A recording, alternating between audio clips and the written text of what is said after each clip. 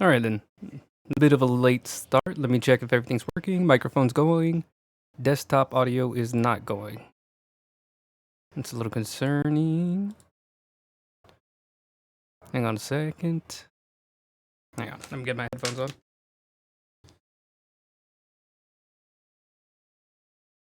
I need to go make a coffee, but I at least wanted to leave things at a good point.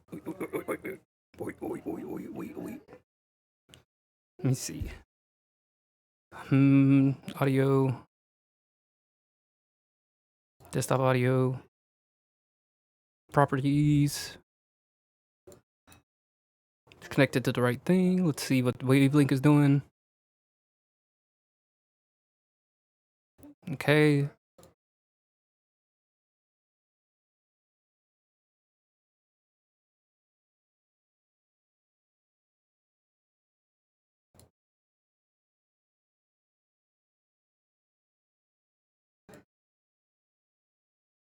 Let's see. I think the computer is not sending it to the Wavelink. No, it is. Is it plugged in correctly?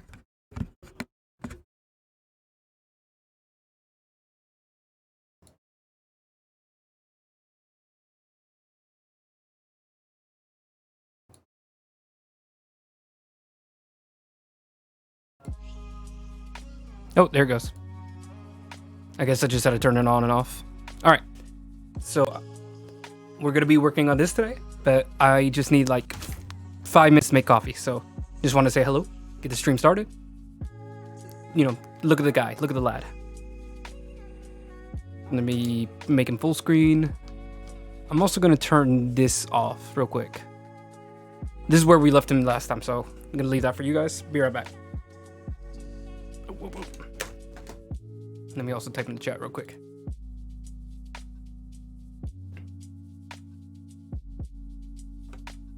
That way you guys can see it on screen. Be right back.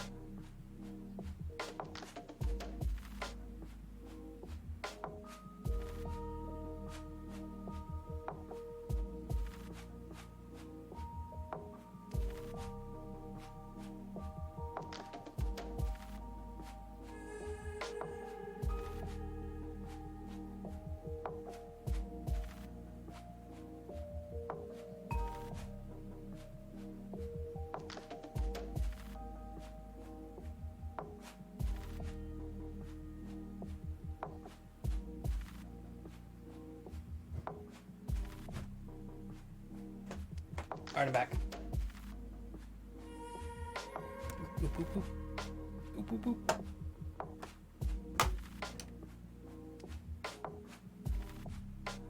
Here we go.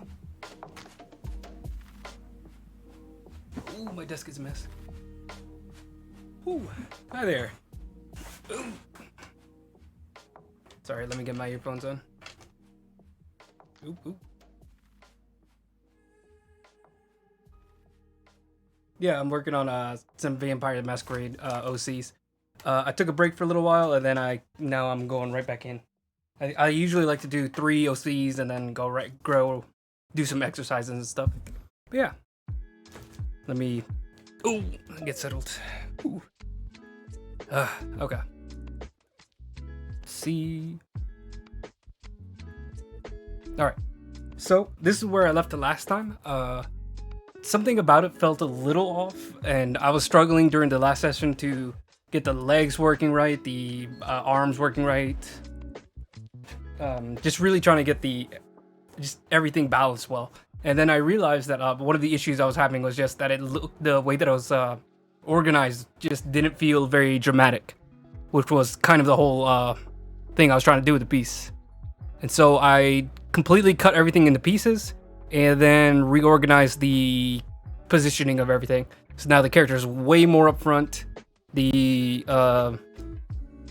not dead body, but you know, the knocked out guy over there. Let me try to find it. Here we go. So the knocked out fellow over here, he's now moved way up towards the camera. He'll still be blurred out. That way, like, he won't be the focus. And he'll probably be very shadowed. Just enough that you can see what's going on. And then I did change the background a little bit, but it's nothing too dramatic. It's just like the angle of everything. That way he still like looks around the same size. But I still wanted like I think the camera angle coming from below wasn't really working well when he was pushing it back. So you see here that the camera's still technically below him, but it wasn't like really towards the camera. It wasn't really pushed. And so that's why I had to like take a few, I think like an hour or so off stream just to reorganize everything and make sure everything was ready for this stream today. So now I can go back and do a cleaner version of everything, get everything refined, and then we'll be able to move on to all the other stages, the rendering, the coloring, everything. Let me just move some stuff. I'll put you up there. Let me put the lid on that before I spill you. Just enough room to get to my drawing tablet. Oh, that's for the microphone. Good, good. Let's put you over here. Then the pen. Perfect. All right, we're ready. Okay. So first, let me. I don't know. Should I delete Should I delete this? We're gonna keep it for now. I'll think about deleting it maybe off stream. I think I just wanted to keep it so you guys could see what I was working with. Where's the shadow? I'm gonna put this underneath everything as well. Nope. Close. There we go. Put the shadows underneath. This was just me trying to figure out the anatomy. We definitely can delete that. This was me just tracing. Let me delete that as well. That was another version of me tracing everything. Oh, and that's the character reference. We definitely keep that.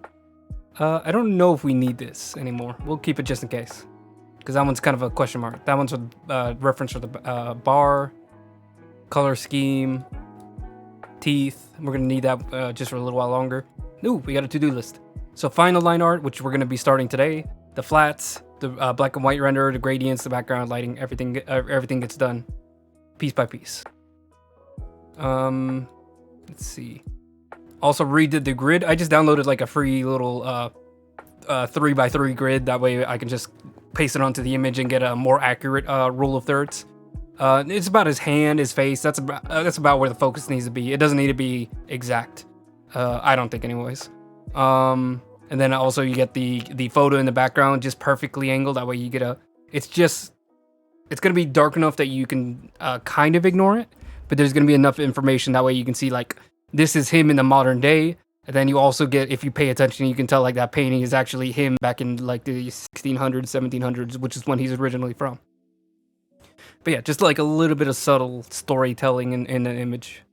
I like doing that. You see that done really well in comics. So let's see. I think we could probably start there. I'm just gonna turn this down. Nope, let's not do that. Turn that off. Turn that off. Okay, keep that on. Okay. So now it's a little faded. Let's bring it back up a little bit. Let's bring up the main character. Make sure he's the focus, because that's really what we're gonna be tracing right now. Nope, that's not it. Yeah, I guess that's just, it's already at like full brightness, so let's do like this, make the background really faded, and then bring everything back up. Turn these off.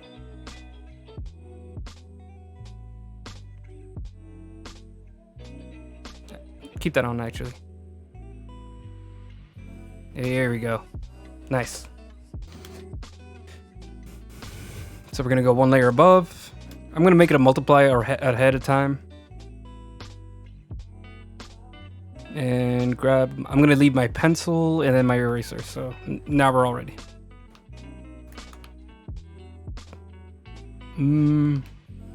Should we keep it locked out? Let's keep it locked out just for now, just like really far back. That way we can focus on getting the body and then work on the details piece by piece.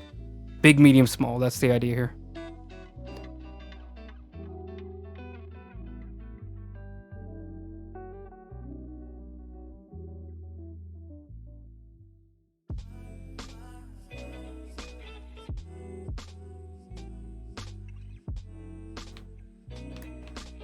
Oh, I didn't choose the right color. Whoops. Oh, let me start over.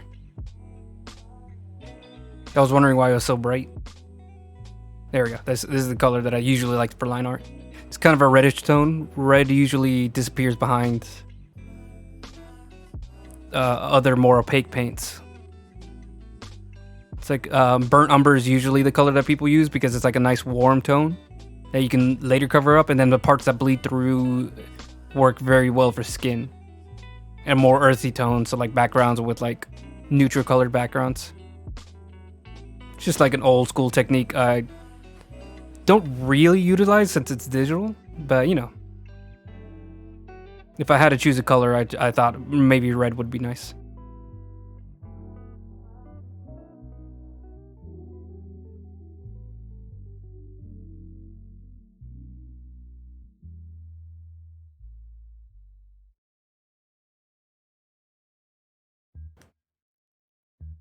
Let's not do the wrinkles yet. Let's just focus on the body. I think the wrinkles will probably look better if I do them in a smaller brush.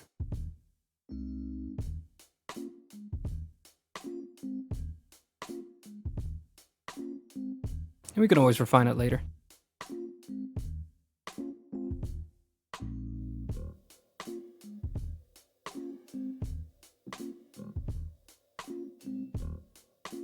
Little bit of ruffles because he's wearing a button-up shirt. I don't know if anybody doesn't do this, but I always like leave a little bit of room at the bottom of the dress shirt because you know I'm a bigger boy. Need to have a little bit of space down there just to move around.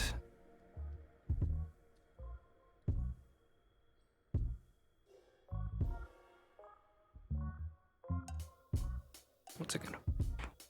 The entire reason I was waiting was to get coffee. Sorry for that sound. I think I just spilled some on myself. I started panicking because I felt it about to overflow.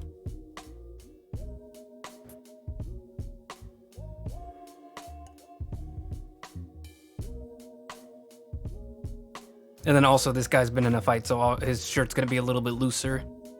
He's kind of like tugging it around. When you tug in your shirt, like if you move around a lot, it's gonna have some give and pull.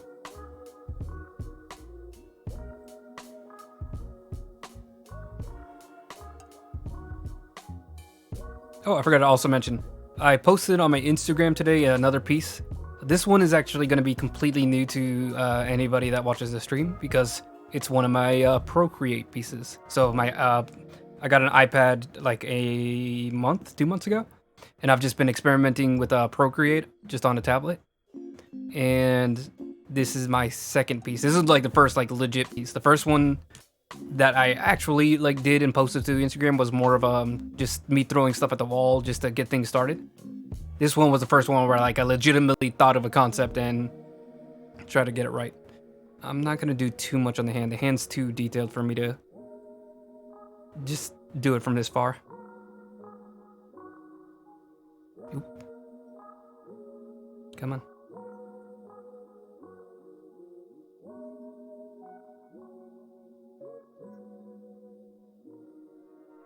Got a big old forearm.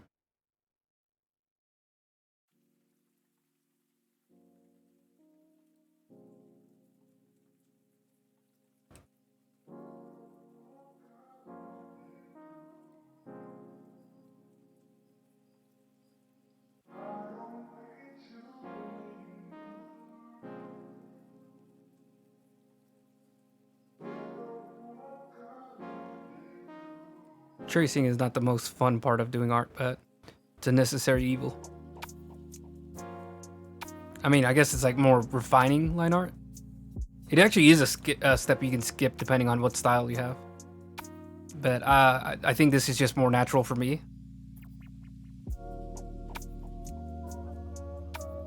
Because I come from, traditional art. So what I would usually do is render everything out in pencil and then get like a final clean lines with an ink pen.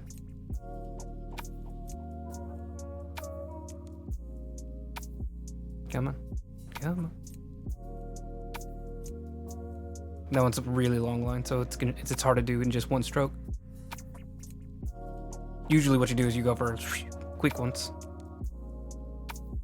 Oh. The light's actually like glaring on my screen, so I couldn't see what I was doing. Give me like 2 seconds to fix the camera. I actually skipped that part because I wanted to just jump right in. But let me move me towards middle. Then I'm gonna play with the camera settings so you can see me a little better. Properties, configure video.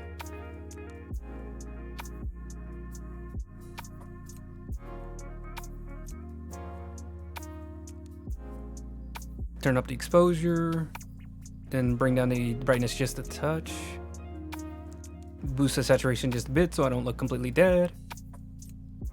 Mess with the white balance so I can make it more orange, like the light that's next to me. Just a little bit of orange, a little bit of blue. Yeah, that looks good. Maybe just a little bit more sharpness, a little bit more contrast. Yeah, I think that's good. Yeah, I think that's good. Oh, let me go and zoom in a little bit too. I don't need to be huge on the screen, just a little bit.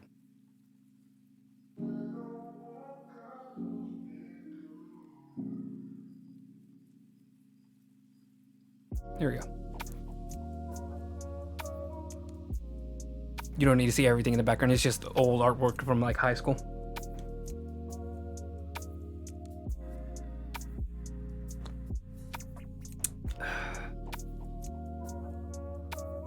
All right.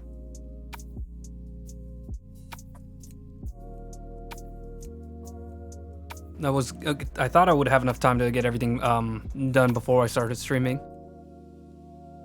But I ended up getting really far behind with my daily trip. So every month I go on a trip to like a busier part of the city, which is like a 30-minute drive. A busier city, which is like a 30-minute drive. And then I grab like there's a Trader Joe's in that town that we don't have anywhere nearby. They have like a Barnes & Noble, which is nowhere near me except for that location. So it's just like every once a month I make a trip just to enjoy myself over there. What is selected? I just realized we're under selection. Deselect.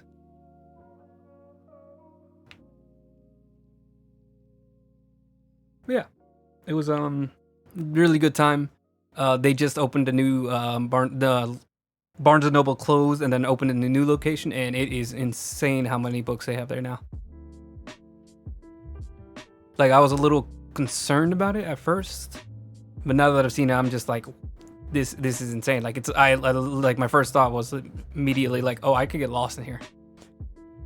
Like, the amount of like different corners, it's like everything's on a grid, and like each corner is its own like little section, so everything kind of is organized the same way, and it just repeats like over and over again, and it feels very disorienting. It's not the worst thing in the world, but it's just like, it's not as open and like easy to see everything. It's very like closed off because like the roof is very short. You can't really see anything from the moment you walk into the building.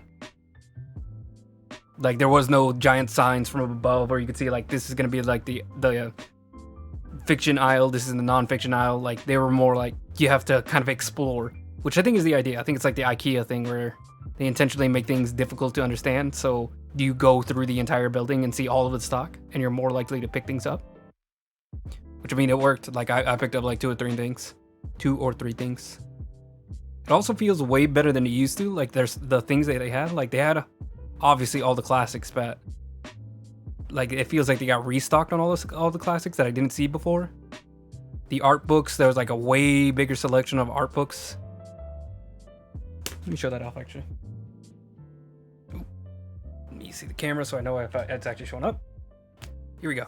So I got a costume history. So I've seen these on Google, just like a few of the pictures, because they're old paintings open for people to take. Barnes & Noble gave me a reward card. Sorry, public domain, that's what I mean. Like, it's old enough that the art is in public domain. But this is like a huge, like, expanded version of it, where it has like all the drawings from people during the different ages. So you can see like costumes from the 17th century, 16th century, 18th century, 19th century.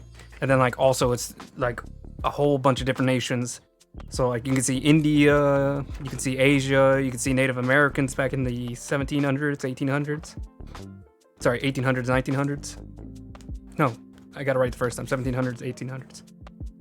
And it's just like a like really detailed clothing of like different time periods. And that way, like, I've drawn like characters from like the French Revolution and characters from 1800s America. And it's really hard to get a sense of what people were wearing and having enough variety. Like, I think everybody's used to like the peacock coat, the frock little necklace thing. And I mean, sure, that was common, but like it like this gives you a little bit a wider of a selection. Like let me show you. Wait. So this is like the France during the French Revolution. So you can see like a bunch of different dresses are on here. I am dropping the book. Holy crap. It's pretty huge. But yeah, you can see like it's just a bunch of dresses and different like outfits of different people during the same time period. So you can, if I were to make like three random characters that are all set in the same time period, I could just take one from each of these drawings. Or, it could at least inspire me to make maybe a more original outfit. I mean, like, the next page is just like crazy. Like, look how many outfits there are and different designs that are in here.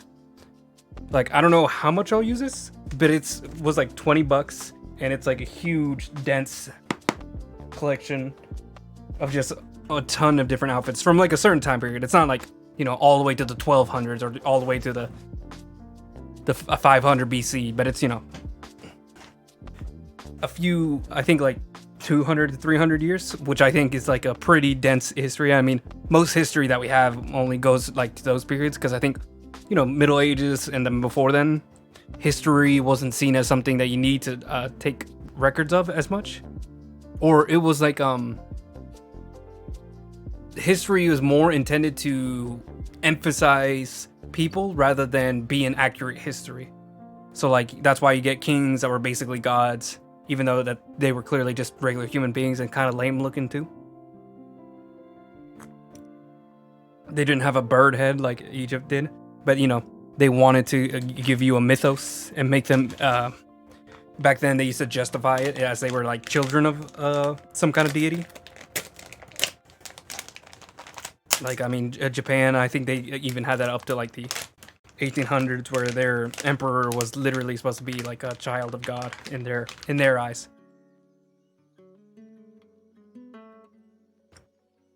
And I got some mango.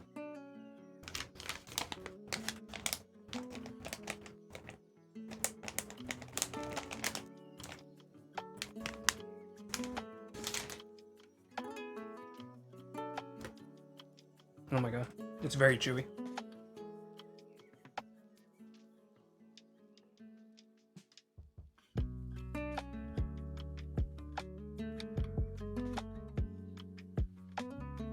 But yeah, that's what I did today. Very pleased with myself, and that's why I had to start late. I just took a little bit too much time at each location. A 30-minute stop became 40 minutes. An hour-long stop became an hour and a half. That's how it went. And then like the drive back from 30 minutes to like 40 minutes, like everything just piled on. But it's okay.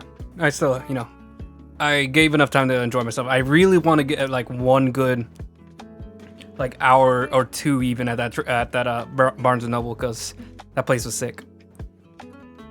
But this week I only got like maybe an hour at the most. All right, we're gonna turn down the pencil to like a 16, maybe a 12. Let's try a 16.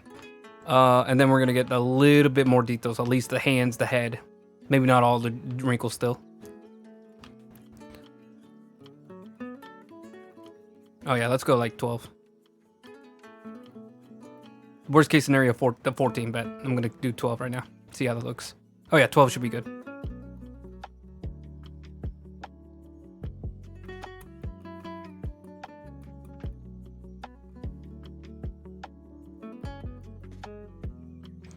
And then the way that I like doing, I've been doing this for a while now, and I think is good, is I've been doing the background in like a painting style.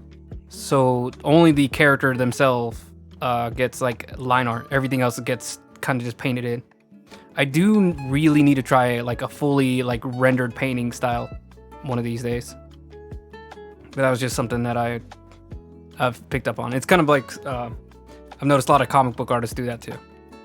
So I try to like adopt that.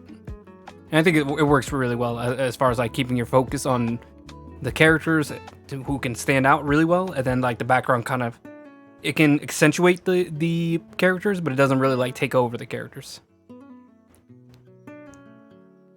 That's the idea anyways.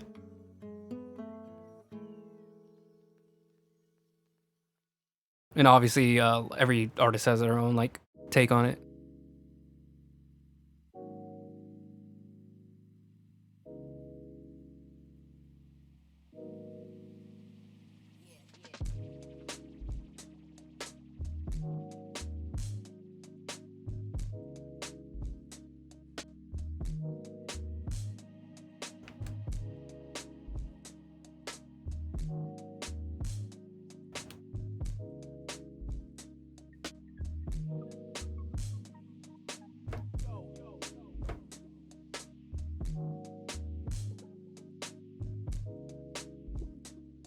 Maybe not all the facial details, because it's going to be a little rough.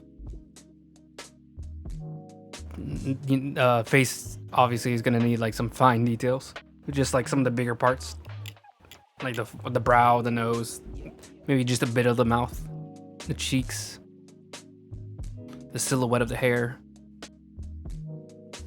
I'm going to make it a lot rougher too. Hey, thank you for following me, Mandy. Just double checking I didn't mispronounce it. Hi. Yeah, I'm just working on a OC for one of my characters. I am doing very well. I just got back from Barnes and Noble, Trader Joe's. I went on a shopping spree basically. I was a little late for this stream, but it's no one's holding a gun in my head telling me when to stream. It's all just whenever I feel like chilling. But yeah, I'm doing good. I like just getting out of the house every now and again. Getting out of the hometown.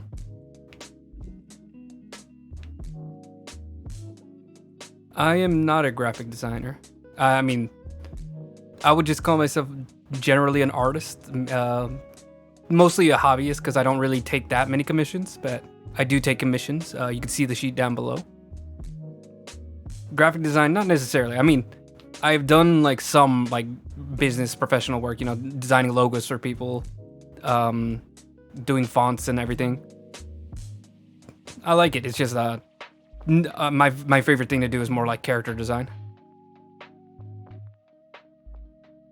But I've had to do like some, you know, like graphic, like I've had to work on like apps for like schoolwork, and then I've had like a few friends and family friends ask me to do like logos for their businesses. But no, I would mostly call myself just a regular artist, just a character designer, character artist. Why? Sorry, Discord is a little private. But I might, depending just on what you would like it for.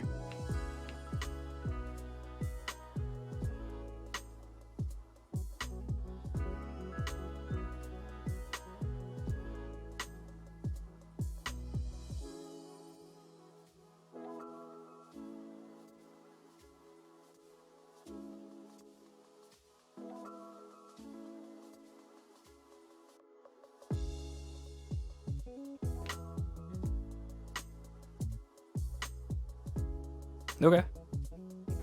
Did you just want to like share some of your work?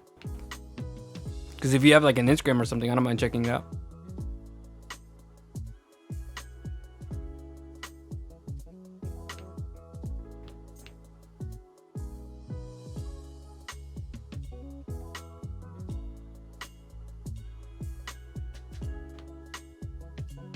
I got distracted.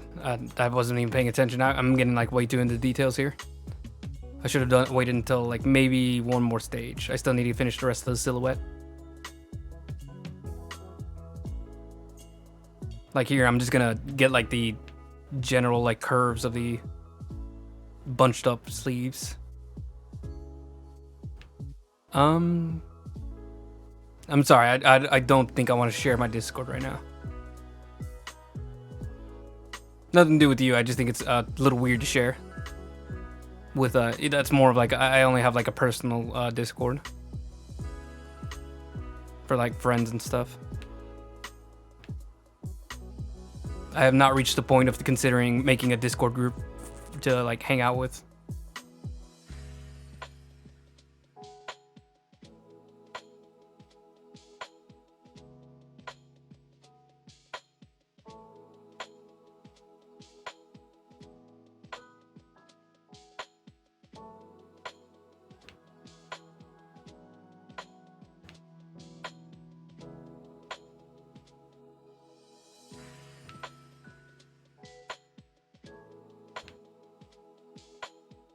Oh my goodness, I told myself I wasn't going to do the wrinkles. What am I doing?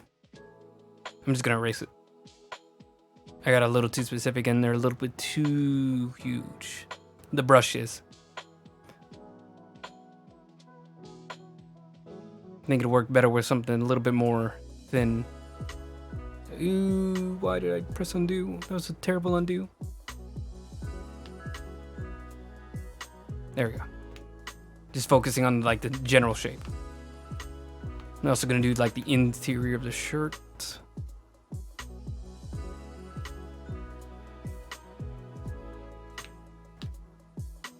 And then we're definitely gonna do the tie on this one. Give me work. I'll be all right.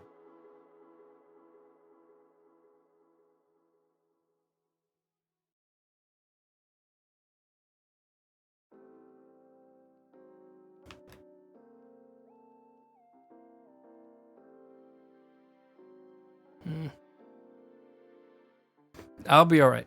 Thank you for the offer, though. I don't really need anything done right now.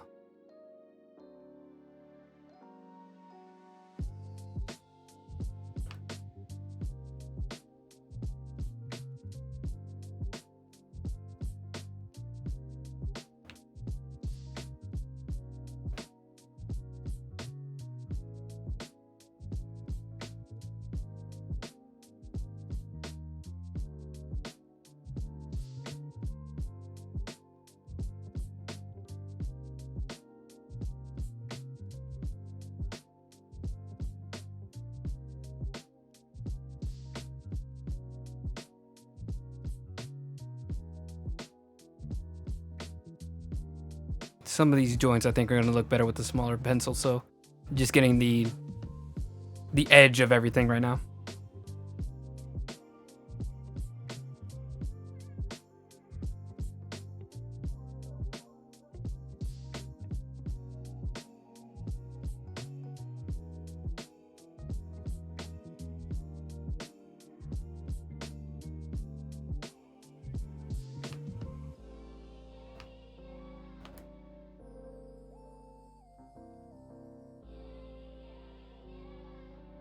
Nope. Let me focus on not getting too detailed. The eye I could probably do in the smaller pen, but I just want to get that done. Especially since I got like one eyelash in. I think the other one probably, it just looked better if I get them both in. Then I also skipped the edge of the hair. Let me finish that. Nope, not that.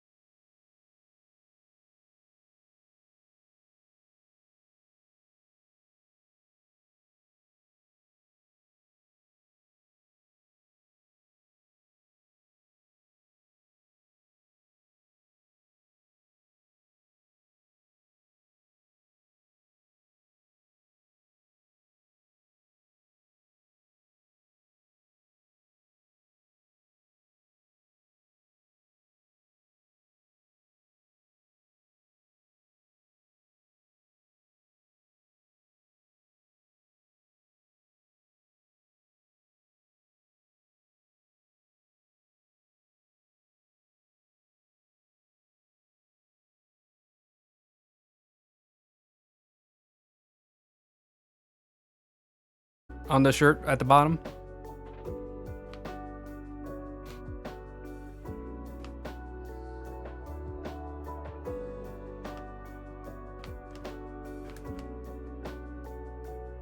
Connect that piece.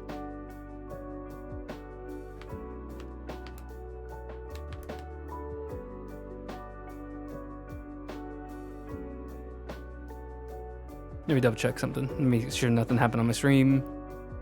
Yeah, all the audio looks good. Ooh, my back.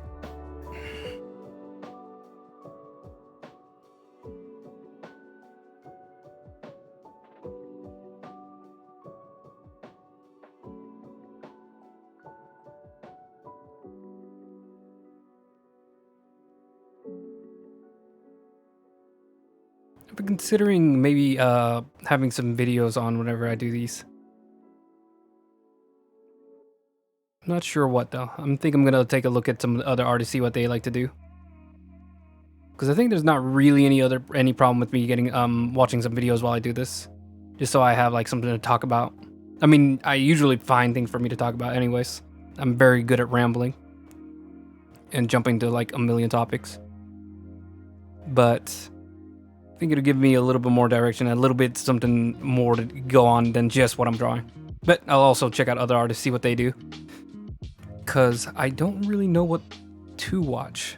Because what I usually watch is political stuff. I mean, I'll just be honest, it's like the Majority Report, whose shirt I'm wearing right now. Hassan Abi. There's a few other ones, but those are the only two that I'm like really, really into. So I'm wondering if maybe people just watch that. They just, I don't know, watch regular YouTuber stuff. Then there'll also have to be like the since I usually keep a separate recording for what's it called? My time lapses, and then a recording of my what I'm actually the streams themselves. I'm wondering if maybe I don't know how like the DMCA and stuff is gonna work. Maybe we can sacrifice the one channel for the full stream archive. Just say that's gonna be what it is. That way I have just a little bit more to chew on. And I'm wondering like if other artists, if they watch if they watch political streams, for all I know. A lot of artists I know are like somewhat political. It's very rare that you find somebody that's like has nothing to do with politics. Or maybe it's just me. Maybe it's just the corners that I sit in. And also like younger people. Younger people are very active right now for good reason. The saying that I've heard, I'm pretty sure I've heard, I don't think I made it on my own, is you don't have to care about politics for politics to care about you. That's the kind of thing with like abortion right now. Like, even if you don't care about voting, obviously it's going to have an effect on you. But yeah, I've been thinking about like doing a little bit of not necessarily React content, because I'm not going to be like paying super attention to it. But just something to mix things up. What was another one? And I'm wondering if maybe they react to music, if they watch just videos, I don't know, whatever's on trending tab on YouTube. Oh, I was going to say that for later. I think we might be able to go down another level. Or just, I don't know, art tutorials. Just artists, they just watch art all the time. They might, I don't know. I'm a very loose artist, so who knows? But yeah, I'm just going to take a look at that. Just put that on the back burner to think about it. So like I'd still be able to do at least the time lapses very safely, because there's nothing that's going to have to change on that end. Besides, I'm probably going to have to trim out a lot more, because I imagine that if I'm talking about a topic, I'm going to be stopping to talk about whatever I'm reacting to.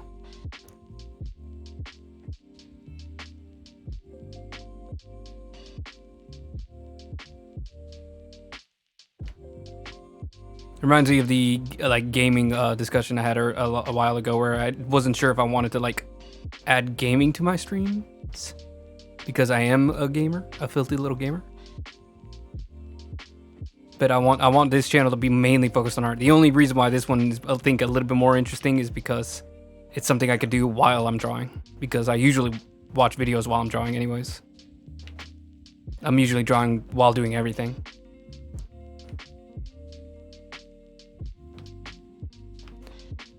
Okay, let me turn off the background just to see where we're at.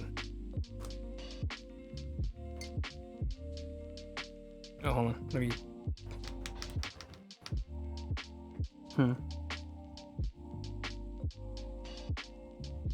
He looks very doughy. I'm gonna have another piece of mango, and you can't stop me.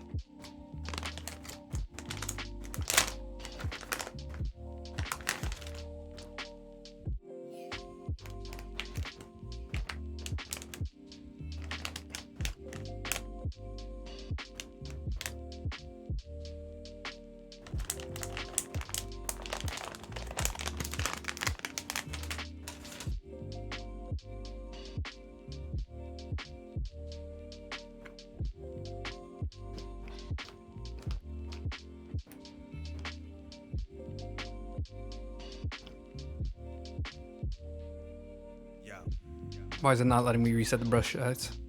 Brush size, come on. Click, click, click, click, click. Just like none of the buttons are working. What's going on?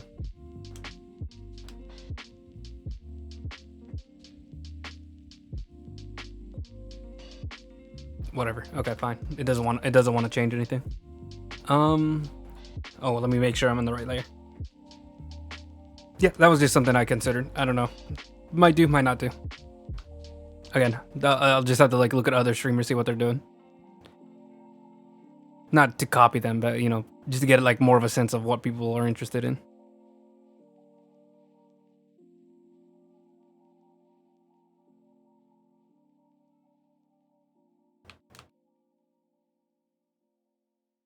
And then also that makes it so like it's a little bit more interesting for me. Because I always want to watch videos. I literally have like Philip DeFranco just like sitting on another tab that I'm just not playing.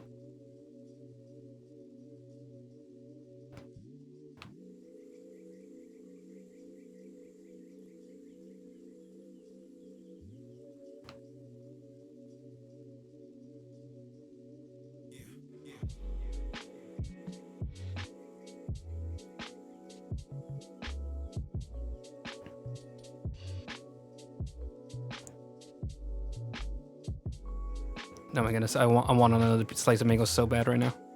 I'm literally gonna like finish these all before I'm like done with the stream.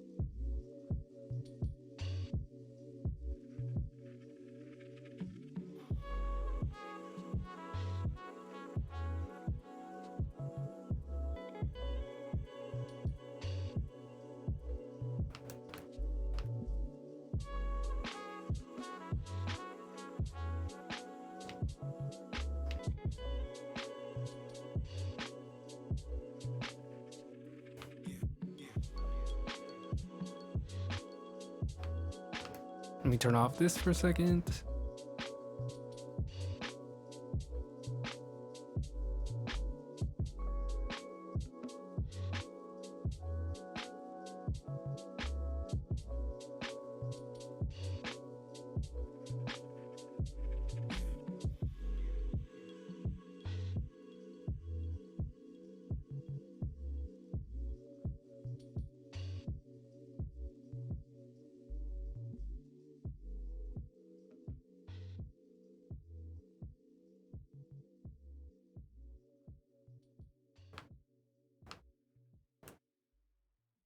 Nice, coming together.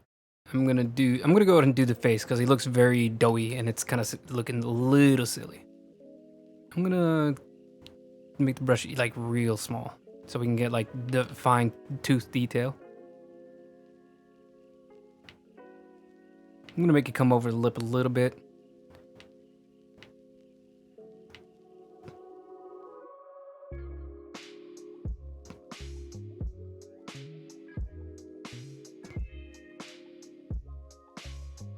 I'm just gonna pencil in some of the darker little pockets.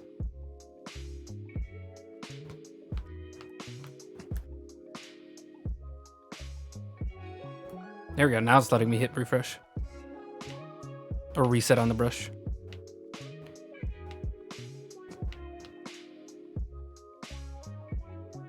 I'm also gonna hit save because it wasn't letting me do that earlier.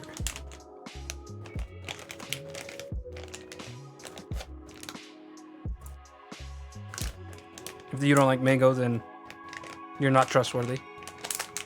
And you're wrong.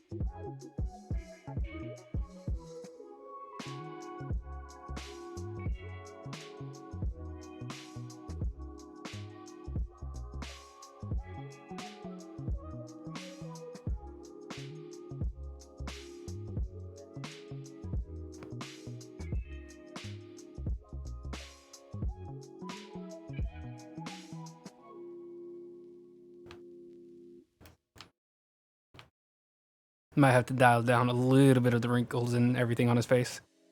I want him to have just a bit of a snarl, but not like so much that he looks like literally an animal. Like I want there to just be like, kind of like almost like he's just coming back down, like he's just starting to relax. And you know, like the wolf inside of him is just now leaving, going back into like normal human emotion. In this case, it's literally a wolf. It's not like a figurative, like inside of you there are two wolves and both of them are clowns.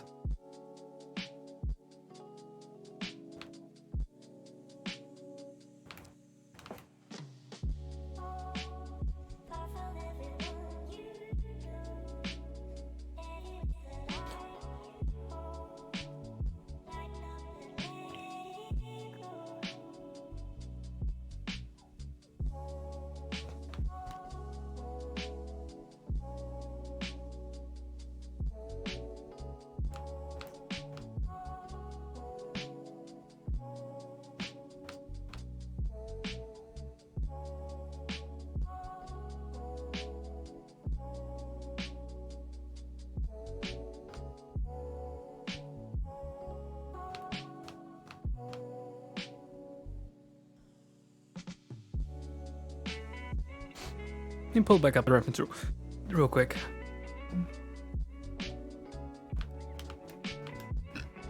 Okay. So the only thing, let me see for a second. You can see on this image that he's drawn on, like I definitely reduced a lot of the wrinkles. I think I went a little overboard. He looks like he's got like Botox or something. He looks really plump. It was mostly just an issue of I screwed up the face and had to fix it digitally. But I was a lot less good at it at the time. I was getting better because the first one I did was real rough. But you know, like all things, you just improve. I'm gonna turn my fan down. And definitely his bottom fangs are like almost like not even visible. But I think right now I want it to be pretty noticeable, pretty prominent. Let's see. Yeah, it looks like they're a little sharper. The ends are a little sharper. So I think I need to channel that a little bit more. And also like the hair between the beard and everything connecting should probably be a little rougher. Yeah, we'll keep it in there for a second.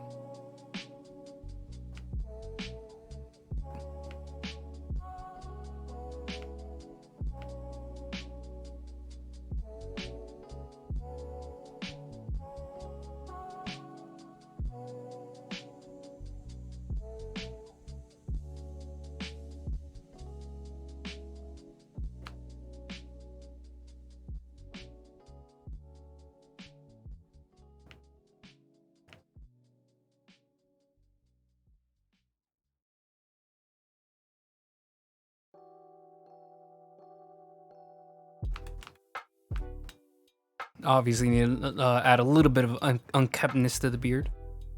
It's decently trimmed and shaped, but he's still a gangrel. He's still got like some rough edges to him. He's clean for a gangrel. That doesn't mean he's clean.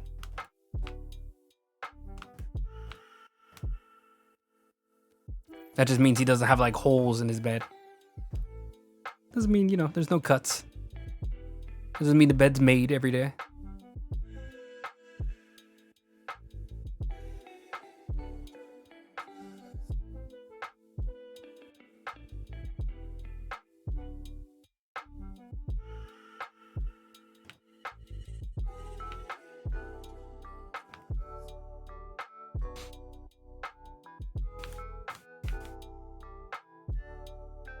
Before I do that, let me just...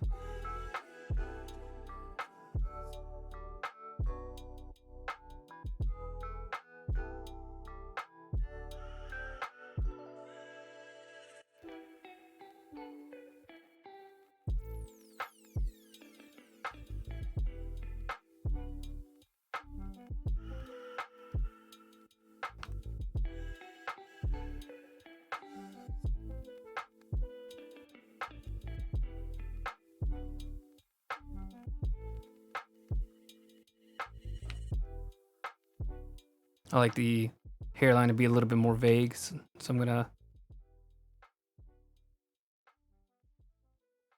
The colors will eventually like show exactly where the hairline is, but I like the transition from face to hair to be a little bit more feathered, I guess is what I'm trying to say. Whee!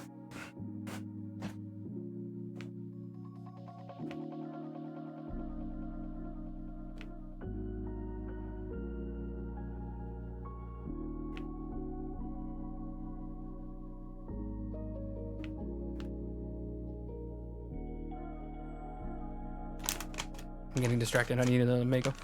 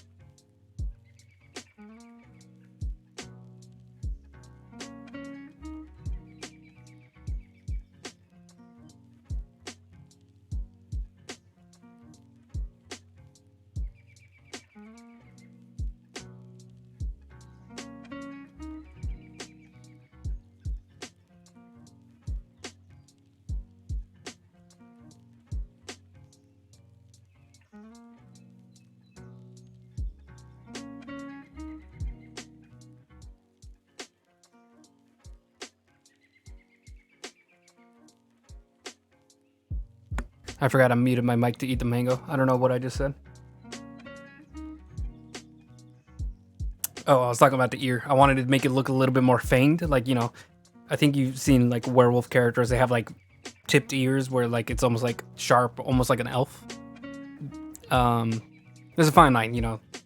Pointy, it's like demon monsters, general like beast characters. But like if it's like real sharp and, you know, real long, then that's when you get into like half elf and elf territories. Then high elf, you know, like you're basically got like wings for ears. You get to like Dumbo level ears.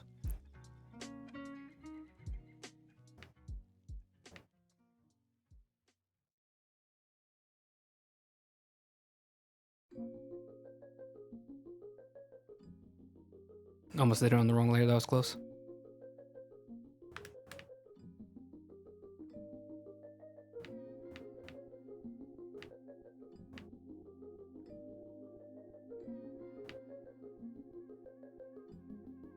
Oh, I think this song's about to be good.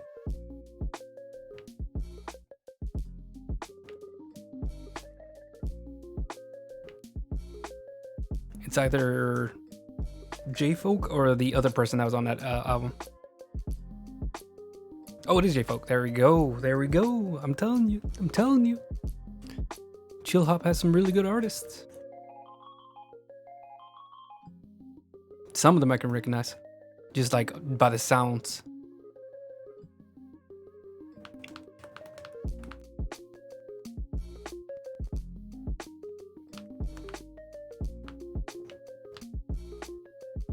This is bothering me too much now.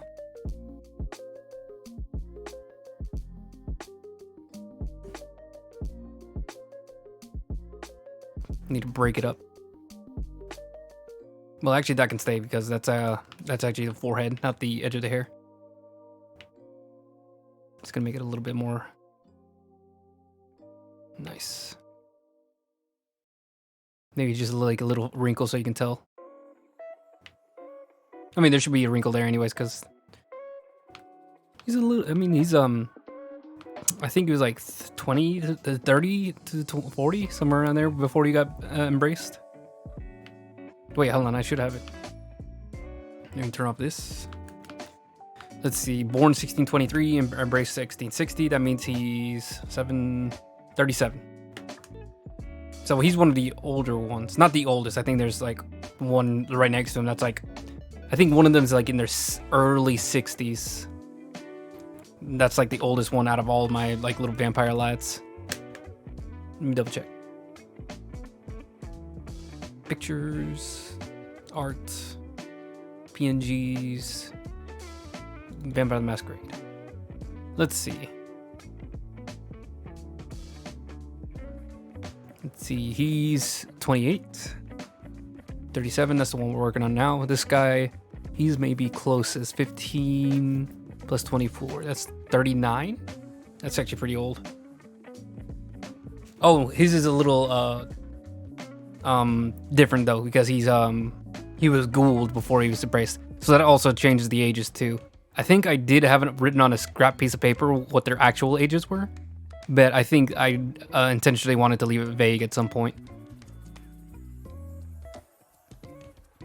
Most of them are in their 20s, like 20s, early 20s to late 20s, with the exception of him being, I would say he's like maybe 32, not 37.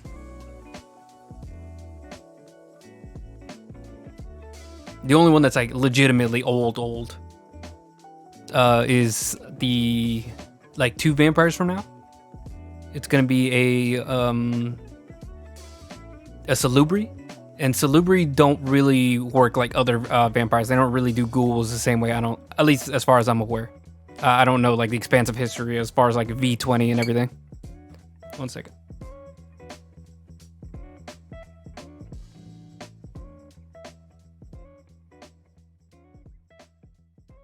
Let's see, he was born 1919. So that's 61 years old? No, 67? Hang on. I'm bad at math. 67. Yeah, 67 years old is the oldest one before they are embraced. So like you would visibly see him as a 67-year-old man. Then this one's probably like second oldest at like 37. Everybody else is pretty young. And he's also this character is the oldest as far as like how far back they go. There's a lot of people that like contest it, but goes back into the 1700s, I think. Yeah, 1600s. 1623 was when this character is born. Back during the War of the Three Kingdoms. So that's like Scotland, Ireland, and the United Kingdom. I don't know what it was called back then. I think it was just Kingdom of Britain, something like that. But all three of them had like different like wars and revolutions that were going on within a certain time period. And eventually they were just all like collected together as the War of the Three Kingdoms. I think it had to do mainly with one of the kings being a different form of Christian, which is weird, but that is how it worked back then. You were slightly different, which meant we had to go to war. I think it's like Protestants and then Catholics, and it just like went back and forth from there. Sometimes the Catholics were in power, sometimes the Protestants were in power.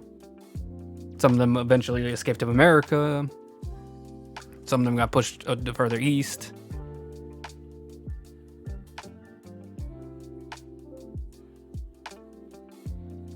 Some of the Catholics went to South America. Just a bunch of silliness. Let's not think about it. Bunch of goofing, bunch of gaffing even. Gaffing, if you will.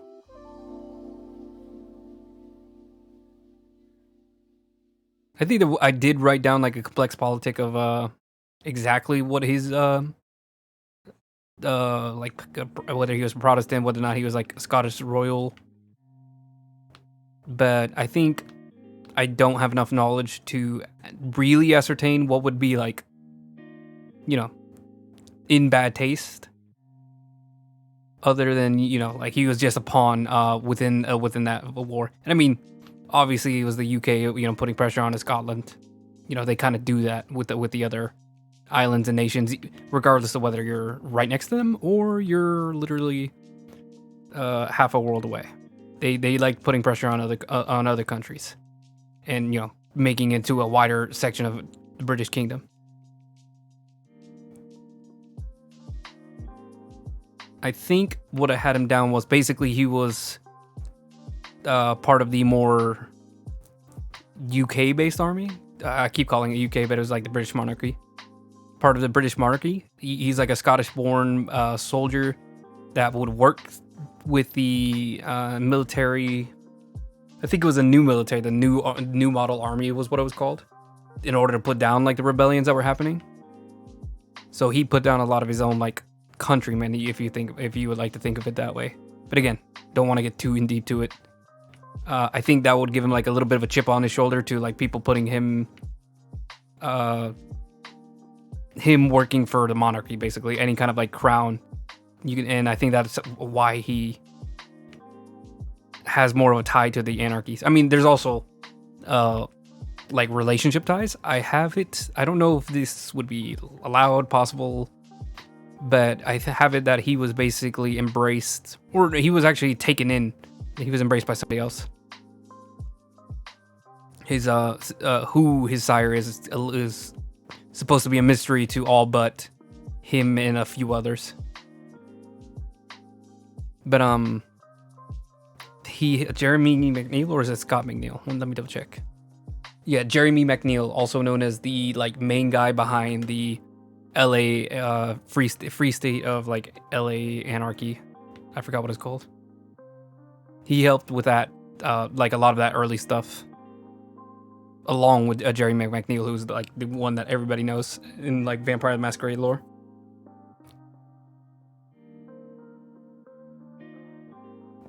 But eventually he would return home to Scotland, and he kind of goes in between the two areas. He goes to like LA for a little bit, he goes to Scotland for a little bit.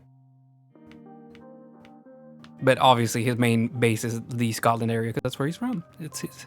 England is my country, or I guess Scotland in this case. Or England is my city.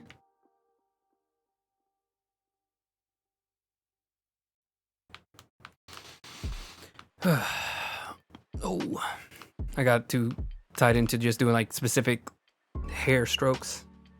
I'm trying to get like more like stray hairs that like break up the silhouette. I don't like it feeling too neat, especially not now because like he just got into a fight, so he wouldn't have like pretty well modeled hair. It'd be like little crazy, little all over the place.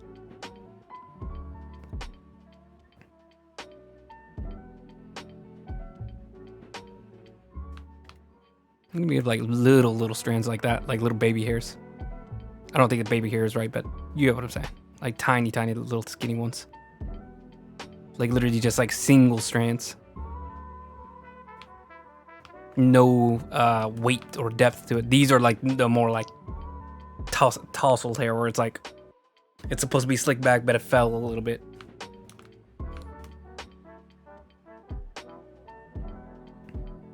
I'm gonna see if I can do maybe one that goes like across, just like that. It's a little small little chunk. Kind of break up the silhouette again.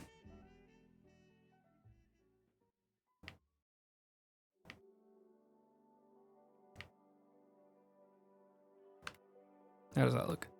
That's not too bad. Maybe we can put a little bit more of a curve to it.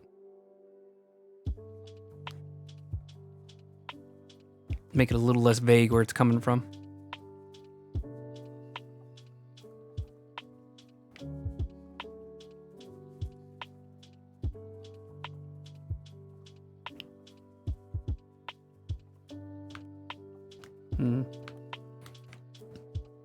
Maybe just cut this off entirely.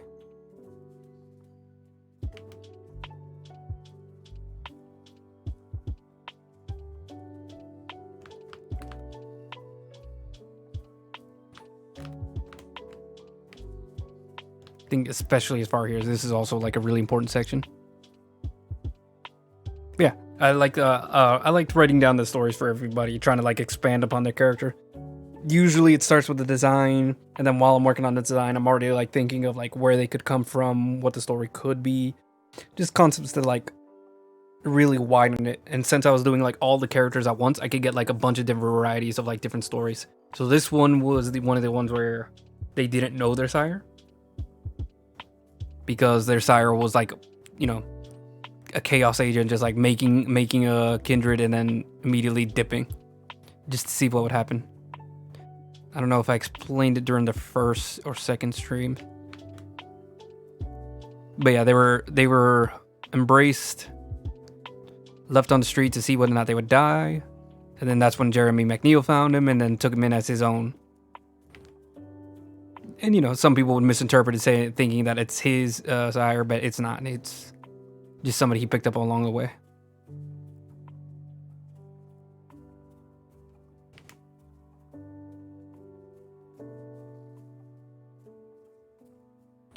I don't know if he would care. I think now he's like already so well established in the Anarch ranks. He's already done so much for the Anarchs. He's like getting close to, you know, like jihad, or no, what is it? Whenever they hear the sound, the pilgrimage.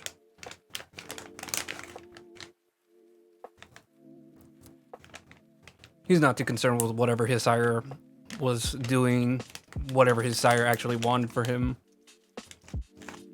He's already moved past it. He just, you know, assumed that he was doing something wrong. Up to no good, worthless vagrant, something like that.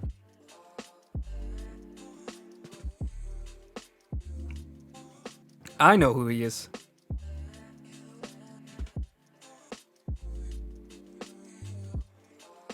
But I intentionally think it's more interesting to keep it vague and almost worthless to him.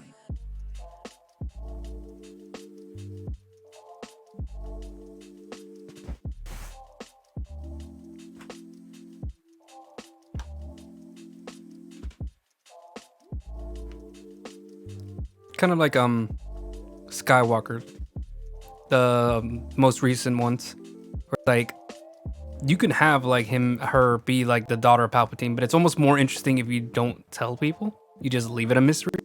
That way it's like more open to interpretation, and people can have like fun guessing or maybe assuming who it is. But they didn't do that. And then, I mean, there's a lot more problems with it other than, you know, how they revealed that she was the daughter of Palpatine and everything.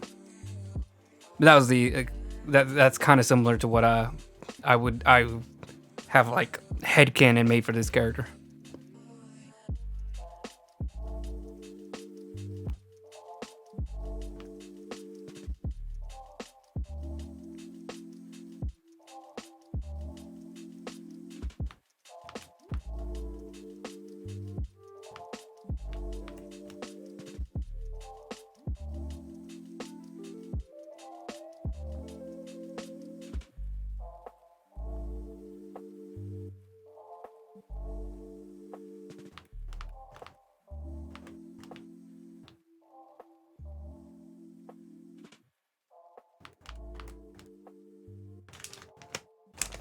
I was joking about going to finish this mangoes in one sitting, but I'm actually not joking anymore. I'm probably going to finish this in one sitting.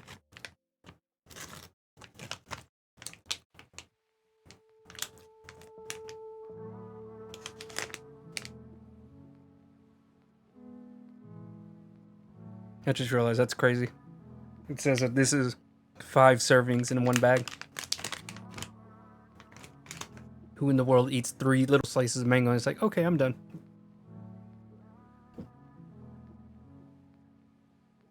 That's really annoying.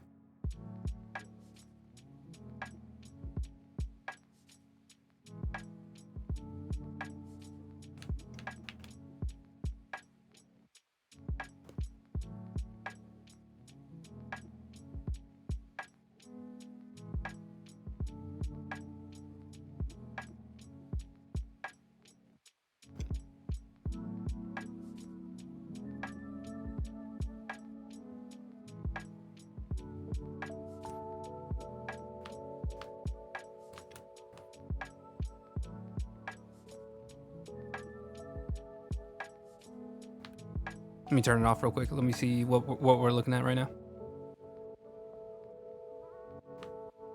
He's looking good. Let me compare the two if I can.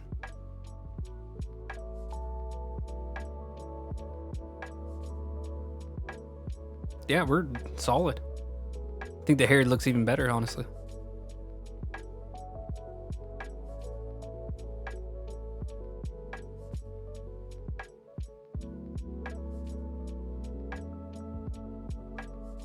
I'm gonna color in the eye because I think that's a cool look. It made him look much more kindred than human. Maybe this is one of those like you know, blood and fury. What is it called? Bloodlust. Kind of like a shark. You know, Finding Nemo. Bruce the shark. Eyes go black whenever he smells blood. Whenever he finally gets into his more beastly nature, he gives into the beast.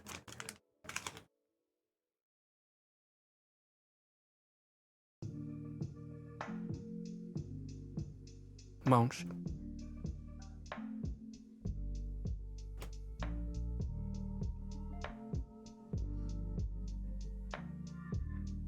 I usually hate eating while streaming, but I can't help myself right now.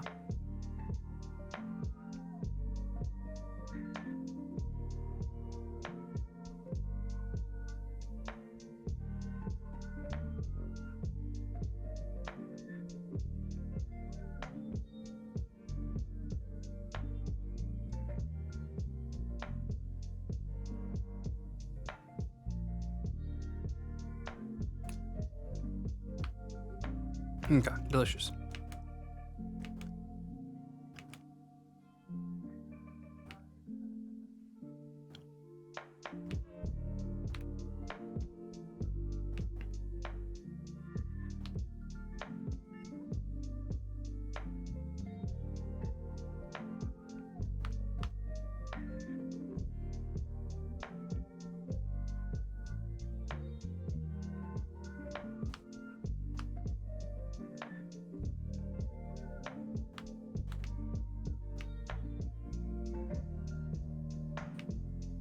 Thinning out the eyebrows just a bit towards the end. Giving it a little bit more texture.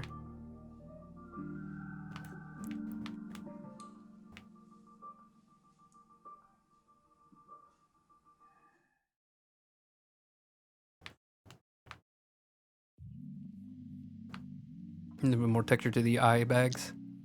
Eye sacs.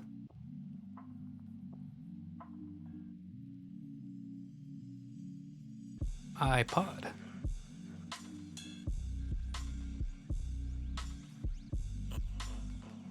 Okay, if he keeps giving me like vocal audio, we're gonna have to skip it. Okay, sorry. It's distracting me.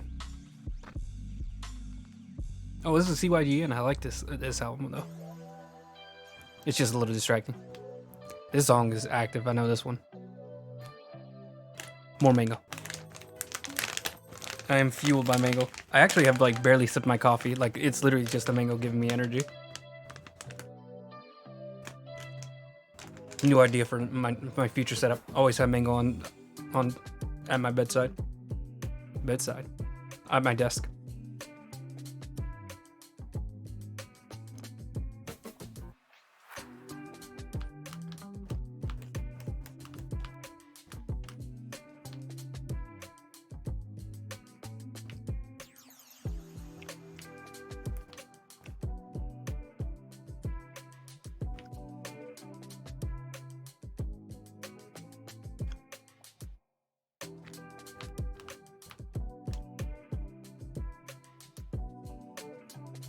Did I do it on this one? Yeah, there's a little bit of that edgy shading.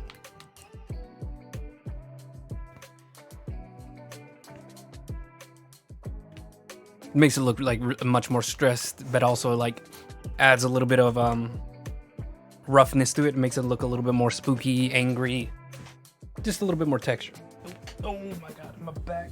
Oh boy, jeez. Oh Lord have mercy. Sorry for the grunting, but that felt so insanely good. Like I finna, oh my goodness, I was about to scream, about to make some anime noises. You know what kind of anime noises.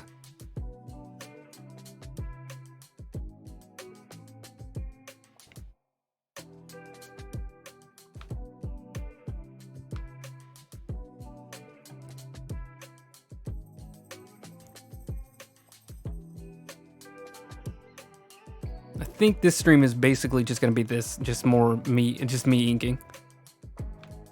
There's not too much I can probably do because it is just gonna be a lot of inking.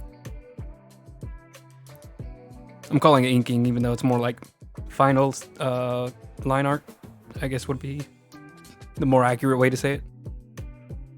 More apt way to describe it. We could probably take away that row of thirds also, now that I think about it.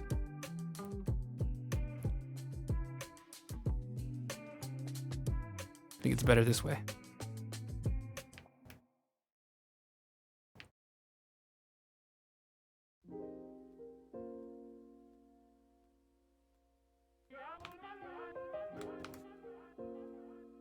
Ooh, also, I sent in an application for a new job that is at a different time than I usually work.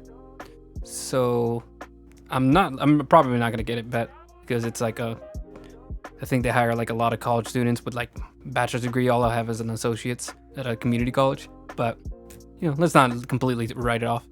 If I do, it's possible that I start working Tuesdays, in which case I will have to change the day that I start streaming, which is probably fine. I don't think Tuesday is like, it was more of just like a convenient day for me. Who knows? We'll see. But just letting you know, that is maybe potentially on a whim going to change in, I don't know, a few months. We'll see.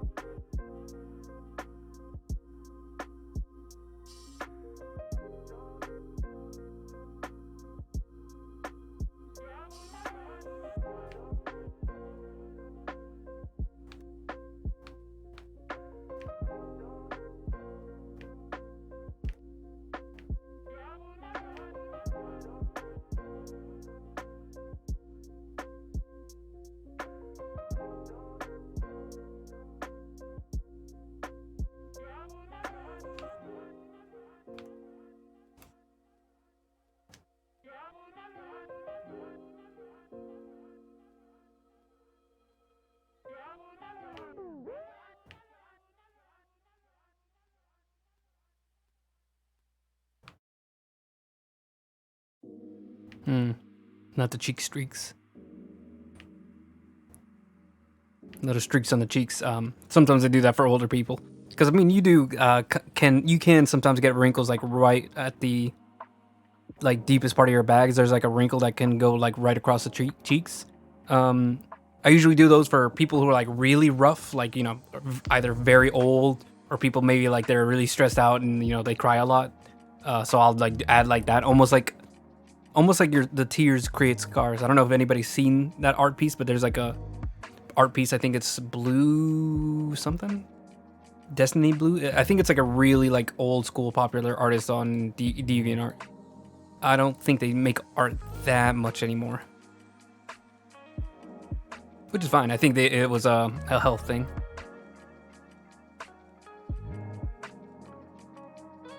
Destiny Blue, not Destiny the video game. Yeah, there she is. I might even be able to find a piece of art. She used to make like a lot of sad artwork. Let's see if I can find it. If I can, I'll just give me like 30 more seconds. I'm gonna just keep looking real quick. Let me double check the top.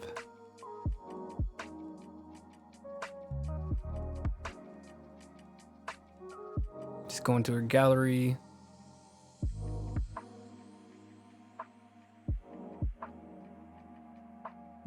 Okay, I give up.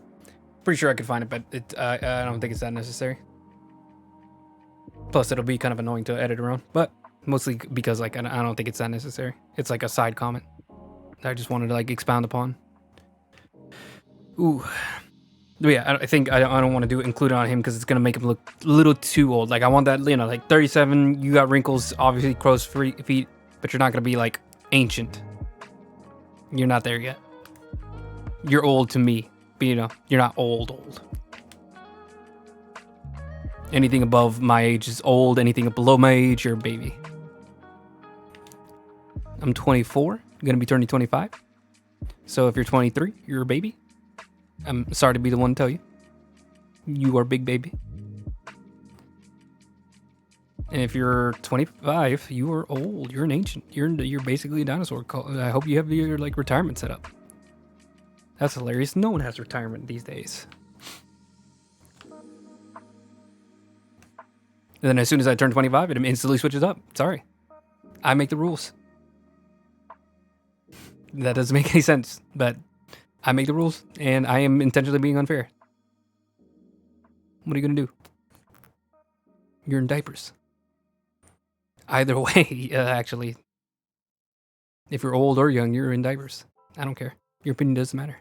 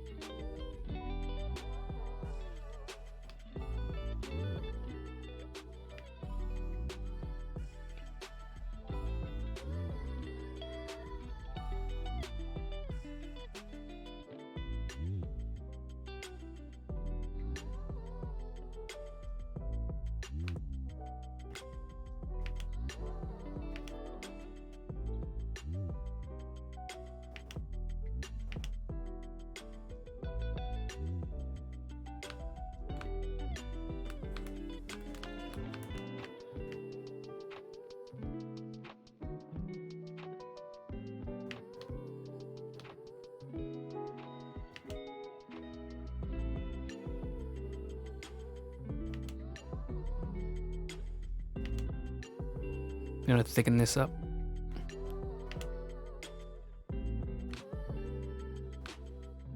Ooh. Getting there. I think just something to fill up this section. Just nothing too detailed though. I think we're getting to a pretty good level of detail that we don't need to get too much like deeper.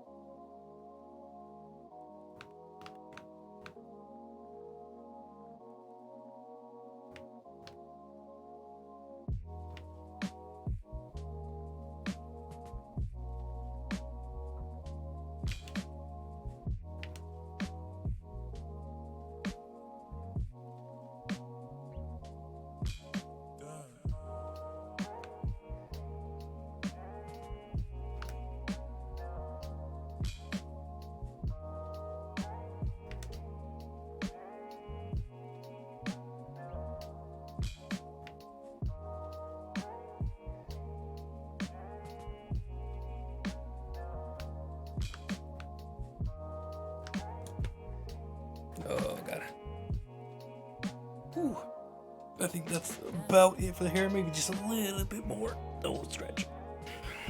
Rewarding myself with some mango. And also taking off the rule of thirds.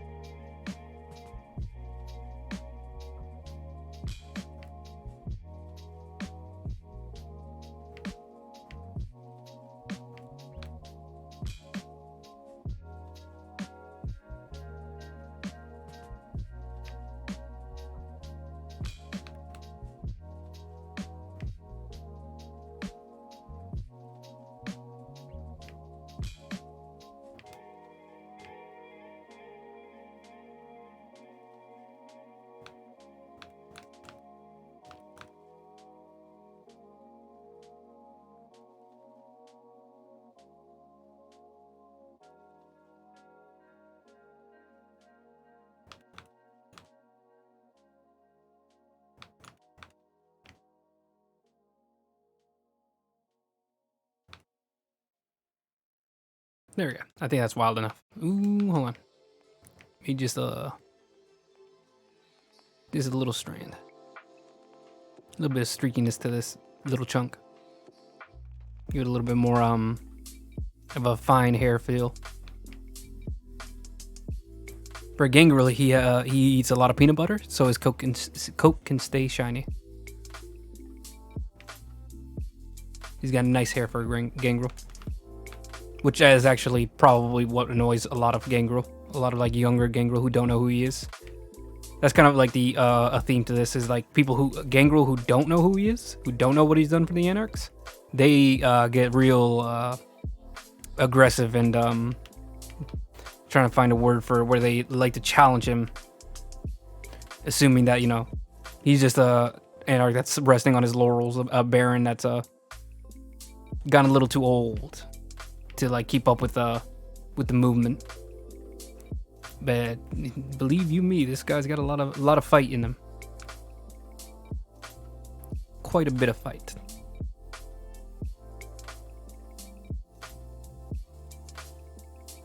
You don't live 300 years as a vampire without having a little bit of fight in you.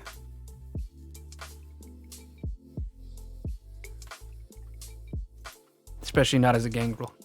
Maybe you can skate by as a Nosferatu. Not a gangrel. They're like Bruja. They're the frontline warriors. Oy. Oh, big stretch.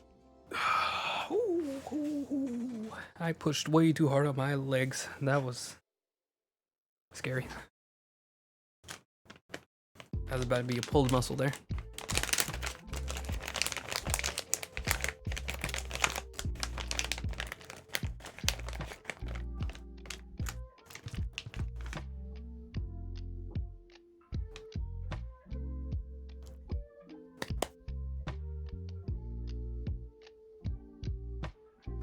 Last one. No more mango. I'm putting you away.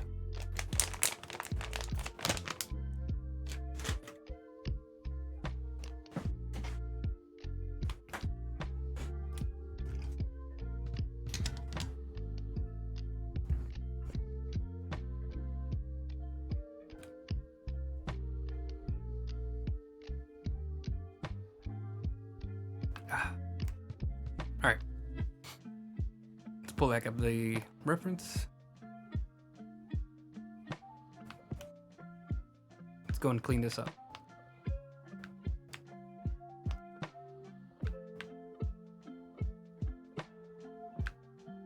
It keeps flipping it because it's right next to my switch brush button.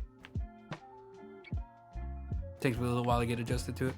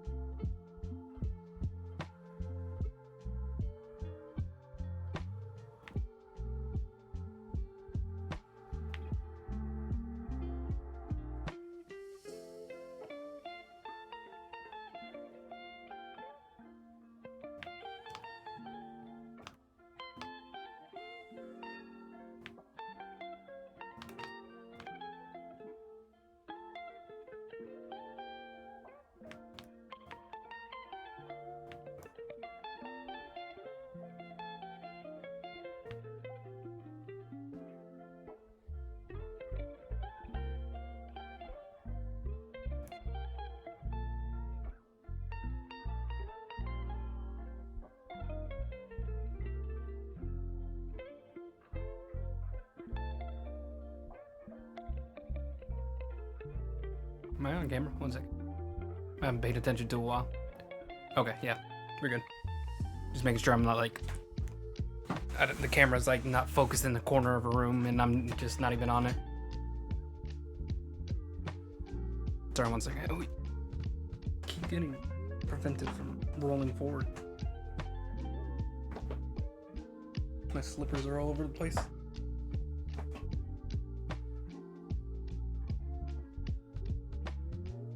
Yeah, we should. Sorry, one second. Yeah, we should be getting done with the inking today. That's my goal. Getting done with at least the inking of the main character. That way we can just like just slide right into flats. I mean, we're getting pretty close. I think we're like 60, 70% of the way there. Maybe even like 80. But we'll see. We'll just have to see.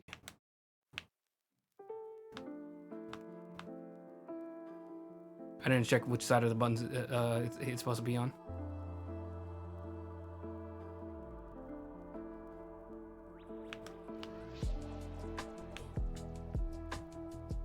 Because men have their buttons on one side and women have their buttons on another side. Right. I think it's correct. I think this is how it's supposed to be for men. I don't know why they do that.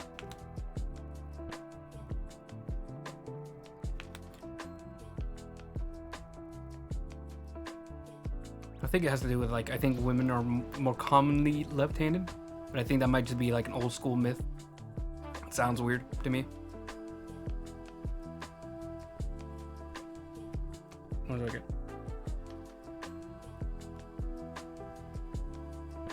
One second.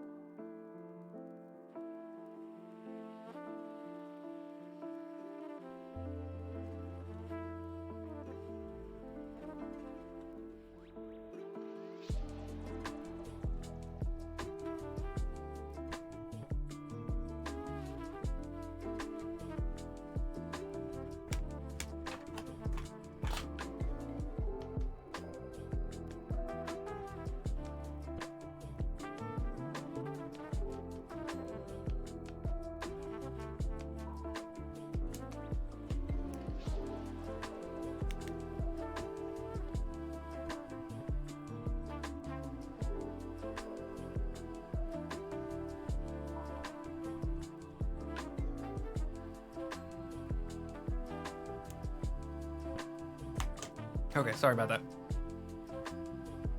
I should have called the mango earlier because a little piece of it got stuck in my tooth and it was getting very obnoxious. Tooth.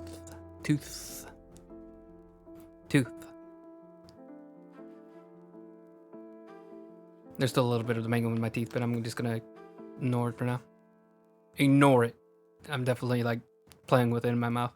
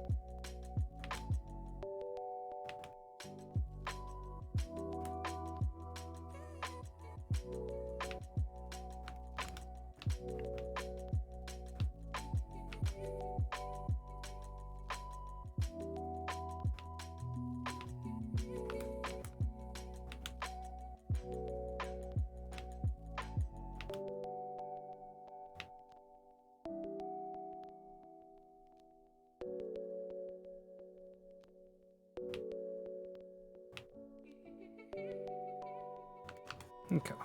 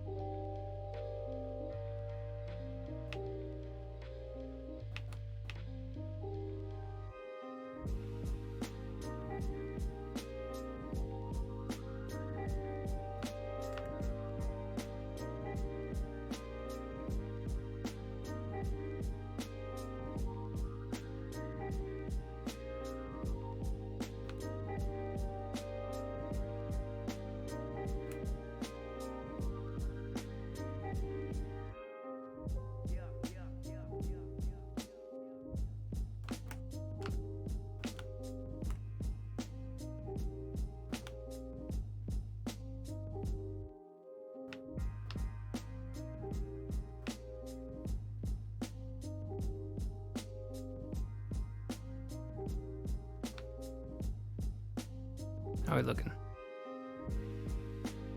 Oop, go away. Need some more wrinkles in that area. Towards this area.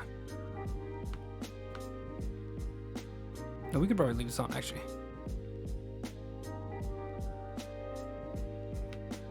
Ooh, I'm feeling myself getting a little sleepy. That's probably because I didn't drink my coffee.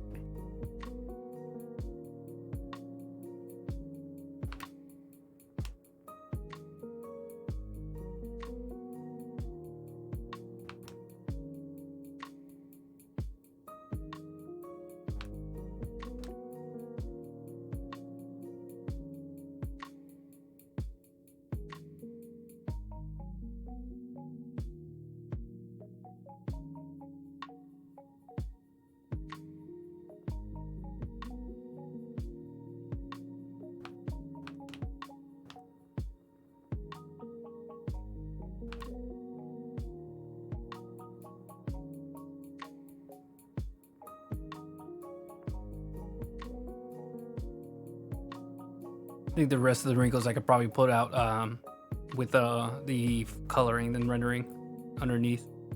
I don't think it needs to be too refined here. Or I don't think I need to draw every single like wrinkle. Just some of the more prominent ones. We'll see when I get there.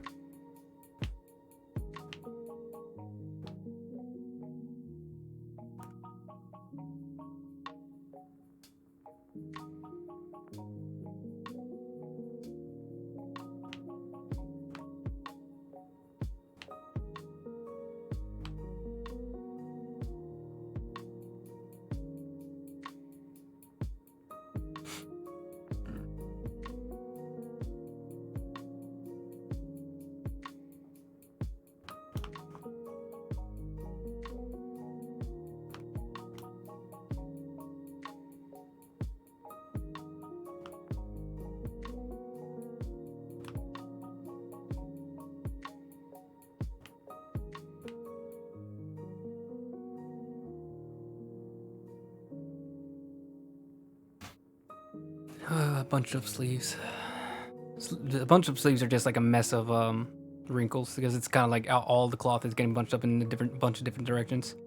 You can get a little bit more specific. I think like mostly it's like wrinkles like these are like little triangle wrinkles because it's you'll have like gaps between like it's like the layers of cloth that are bunched up will like overlap over each other, and some will have little gaps in between them.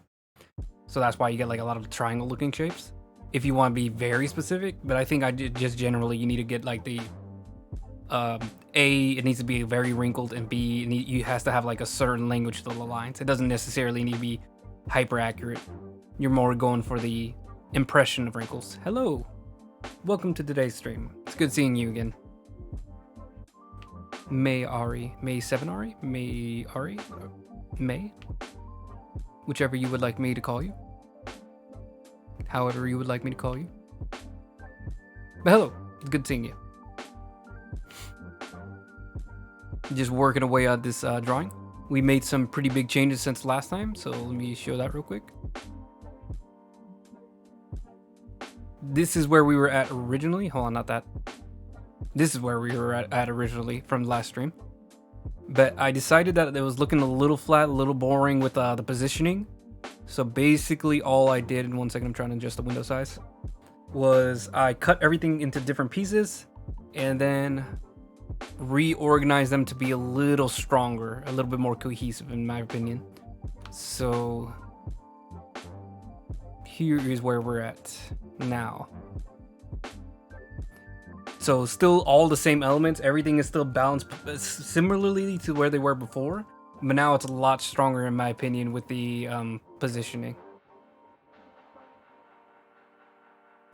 1 second. So this is what it is now. This is what it was before. So you see like everything just got pushed further to the front, except for the background. The background stayed mostly the same. I just had to change kind of the angling and position of the background. That way he was still relatively like the same size. Like, you know, his midsection was around the middle of the room. Sorry, 1 second. Big stretch. Okay. But yeah, that's the main big change. And then obviously we are now in the refining stage of trying to like get the line art where I need it to be. Fully like drawing out everything that was kind of left vague before. Put you down like around there. So still a little bit of a ways to go. I think I'm just going to be able to do the rendering for today, and then that's where we're going to have to leave it. Oh, 1 second. I'm going to go ahead and pop my knuckles. Let me mute myself while I do that. That was probably really loud. Let me mute myself while I do that.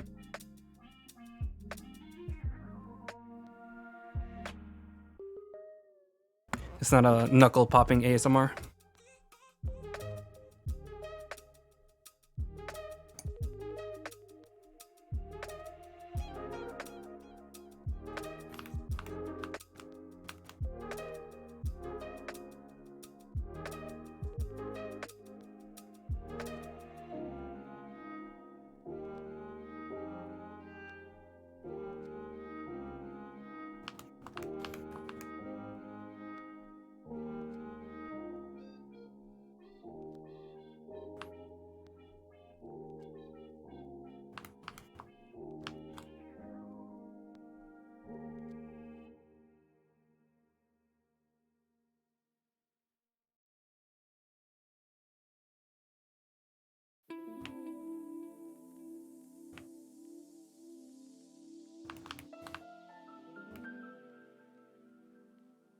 There we go, big stroke. And let's see if I can combine them reasonably well.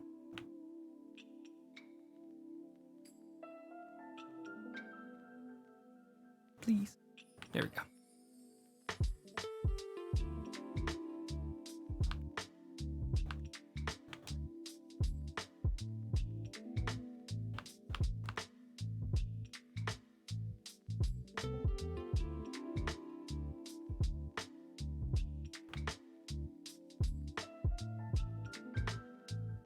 Sharpen that a bit so it's not just like a really thick line. I used to have to do that all for every single line in GIMP. It drove me insane. Just every single line would just be like very round at the end. So this would be a line. Like every single line would just be like as thick as the rest of it. There wouldn't be no like tail to it, no transparency to it. So I would have to go in and then just like sharpen it myself. Like that. It drove me insane doing it. I knew like immediately like, oh, this is not gonna work. Then I decided to look into like more options for digital stuff, and then eventually I found Krita, and I'm still very happy with Krita. I think the only issues I have with Krita are like the issues I would have with like every other app. And then also like it's not like the connection to the tablet isn't very instantaneous for me, which is, you know, it would be better if I had like a pen display where I could actually like see the art I was working on as I worked on it, but I kind of have to like work down while looking up, which is fine. I could still, you know, obviously like all of my art that I've been doing this way has still been really good, at least, you know, as far as my other art pieces. But it's not like 100% there. Like it's not the connection isn't just instantly clicking. Okay, let's see.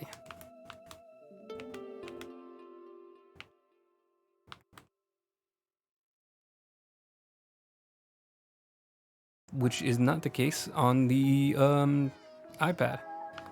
Ever since I got into it, like the connection is just instantly there. I think there's a little bit of lag. There's a little bit of lag in my brain where like it doesn't feel like 100% right because, you know, there's not really that much texture. I even put one of those like iPad like little screen protector with texture, that way you can actually feel similar to paper, and even then it still feels like way too slick. But like I think that's basically as like thick as you can go before it starts to become an issue.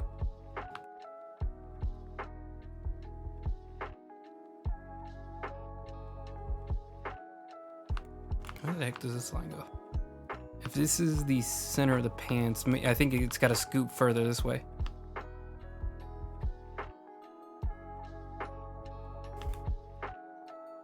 So the scoop should be more like...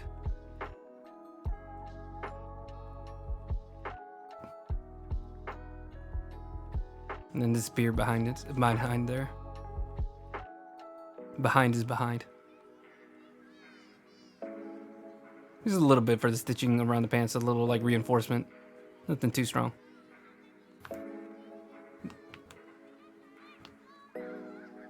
Sometimes the pockets, like some of the stitching disappears into the pants. Let me turn off the reference real quick just to see where we're at. Getting pretty close to there. I think I want to touch up the eyes before I leave the stream. I think it needs something about it's like putting me off a bit. I think maybe they're a little too small for my taste. I like, you know, big eyes. I like having the opportunity to really put a lot of character into the eyes. So having them this tiny is just really distracting.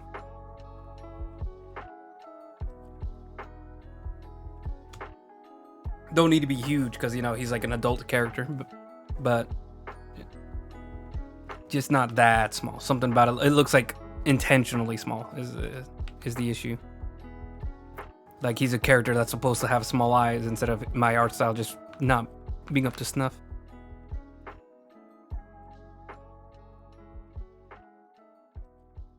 I'm gonna rotate him this way, and this should help with me being able to get like smooth lines or one big consistent line like that. I think that was already just exactly what I needed.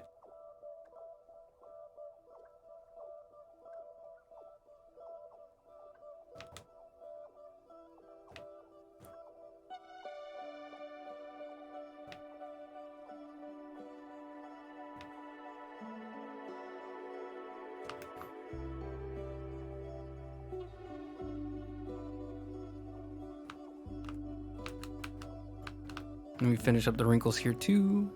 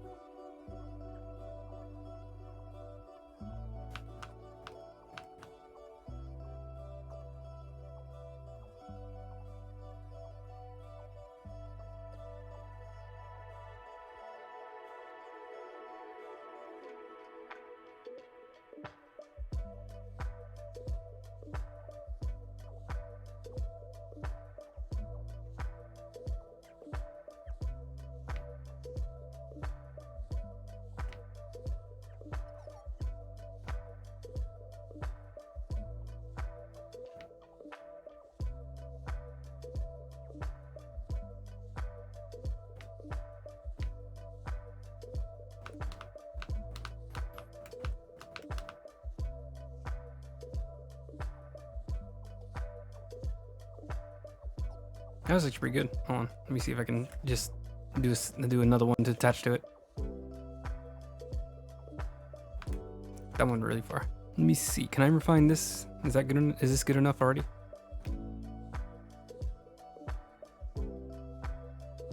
Before I start having to turn the page again, like I did earlier.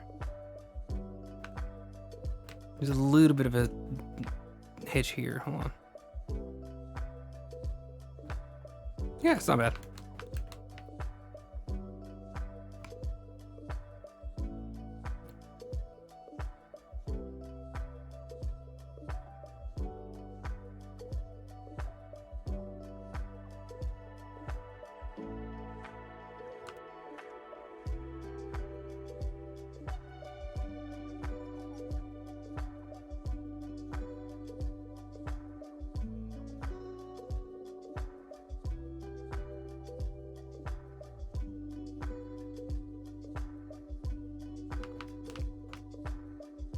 Okay, let me turn off the reference, see how this looks.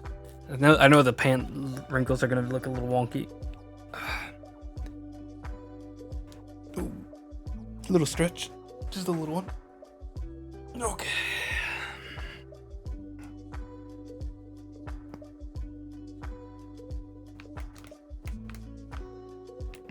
I'm gonna just take out this chunk.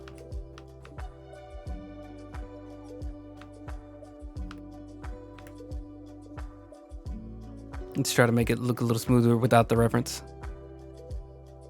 Because I do kind of want to keep the wrinkles here because I think this is very realistic. But if it just looks weird, then we're just going to have to take it off because sometimes realism isn't always the best thing you need for like a piece like this. Sometimes realism makes things really annoying. Like I remember the example that always pops up in my head for realism just being a nuisance. Is like Red Dead Redemption 2. They added a feature where if you call your horse, but the horse is too far, it won't hear you. So you press the button expecting like, okay, we're getting out of here. I want the horse so I can start riding out of here. Maybe I'm trying to escape. But if the horse is nearby, then you call nothing. And then you're sitting there just, running on your own 2 feet and probably gonna die. So it's like, yeah, in real life, the horse wouldn't be able to hear you. But also, functionally, that's really annoying. Whenever like a button just doesn't work. This is a very loud song. Holy crap! Jesus, sorry, that was really harsh on my ear.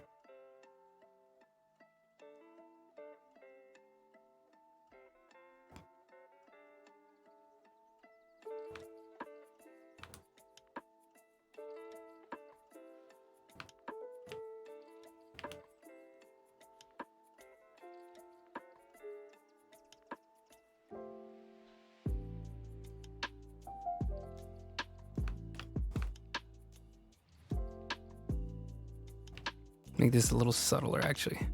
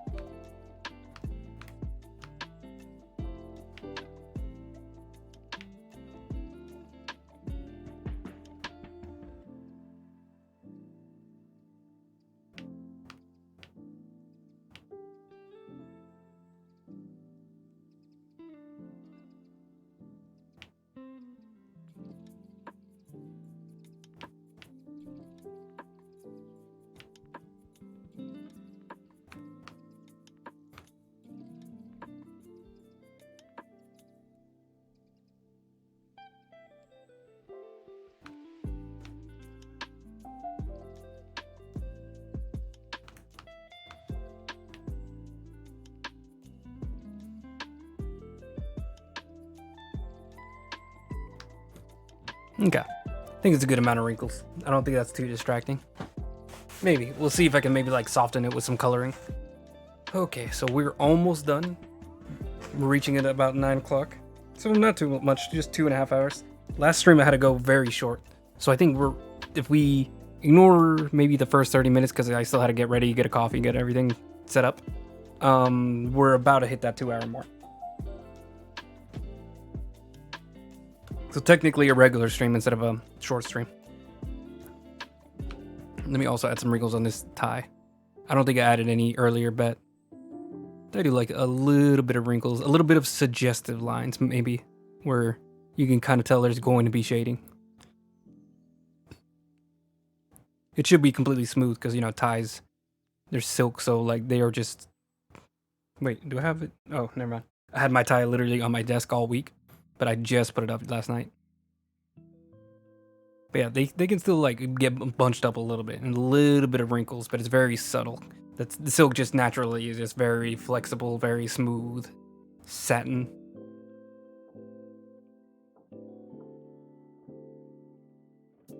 It's not satin, but you know, like that kind of like smoothness.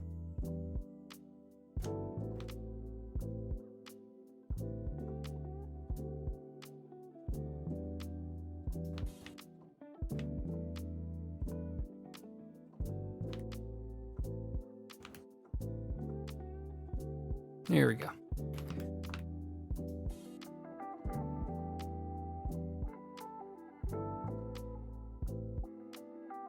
I might do hair, body hair on a different layer. Just because I think there might be a different tool that'll be better for that. I'm gonna just for fun. How does... Oh, hello.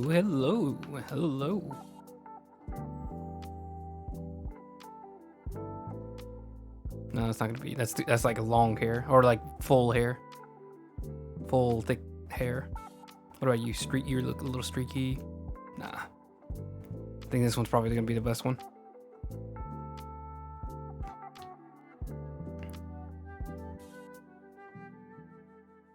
No, that's way too thick.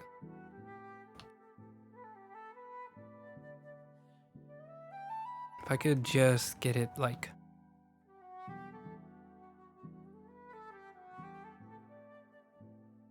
No, it's not working. What about this one? I'm trying out like a few various tools. Ooh, this might work. It's a little too dense. Maybe we can erase it.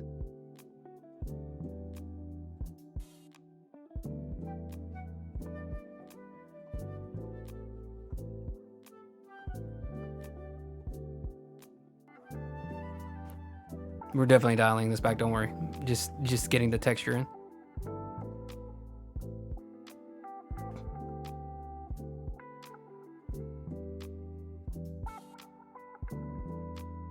Just trimming it.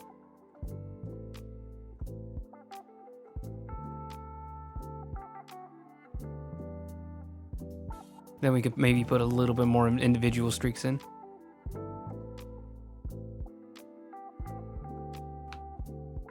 It might be too fine.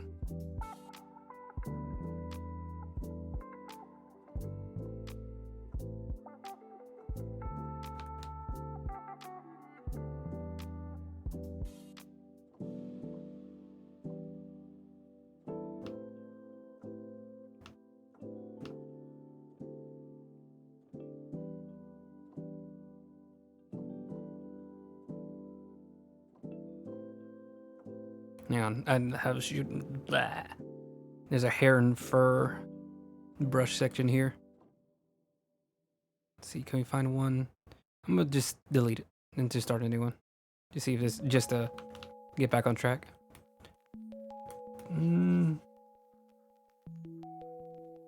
Too disoriented. What the heck is this? Why is this brush so huge?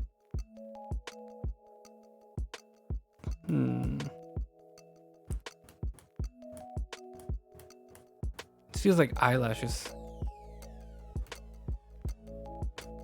Let me just fill it in, see how it looks. See how we feel about it later.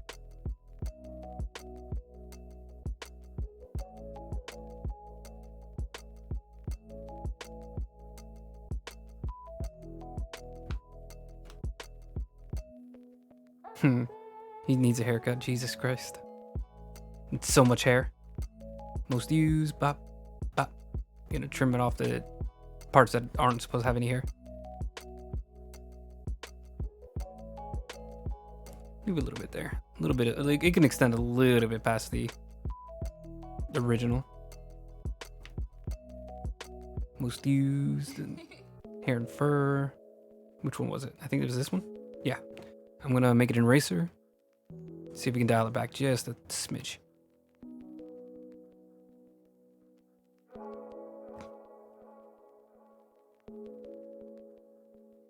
Make it a little less dense.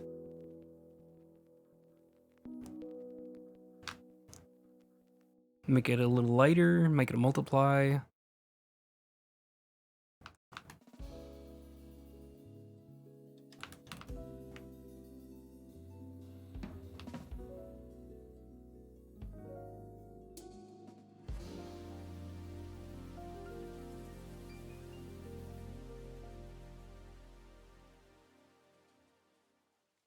Interesting.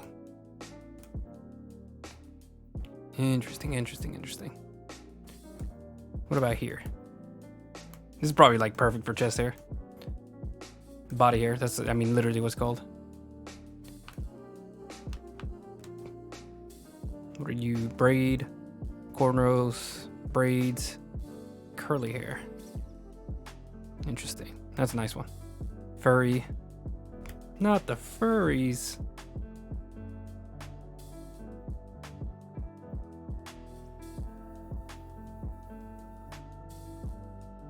Hair, furry, furry, or grass. Furry. Just looking through the brushes, 1 second. Furry thin. Interesting. Hairy smudge. Ooh, hold on. Interesting.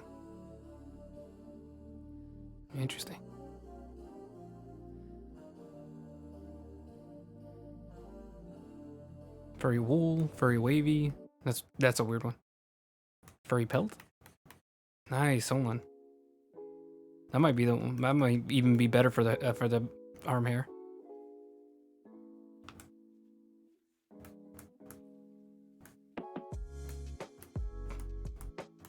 Yeah, this works really well.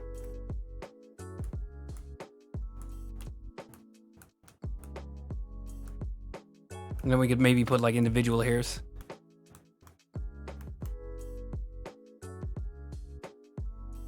One second. My hair goes to the side. I'm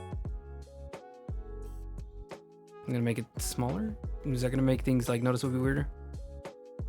Yeah, I think that makes it way too detailed. Nope.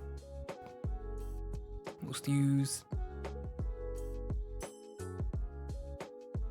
Let's erase. Where's my eraser? There it is.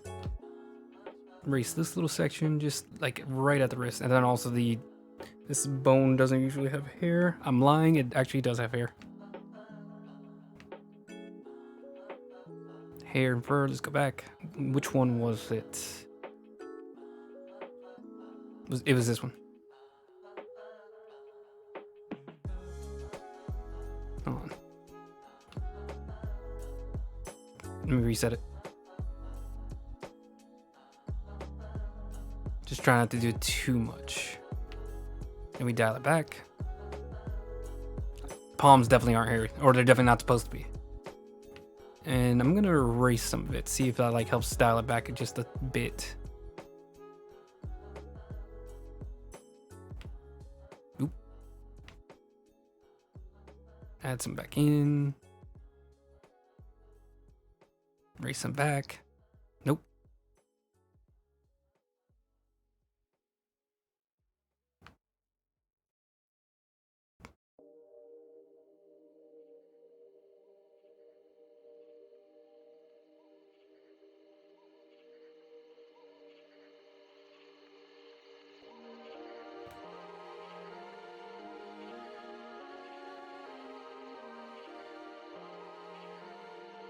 Most used. I'm gonna get the soft brush. I think that'll work better for the eraser.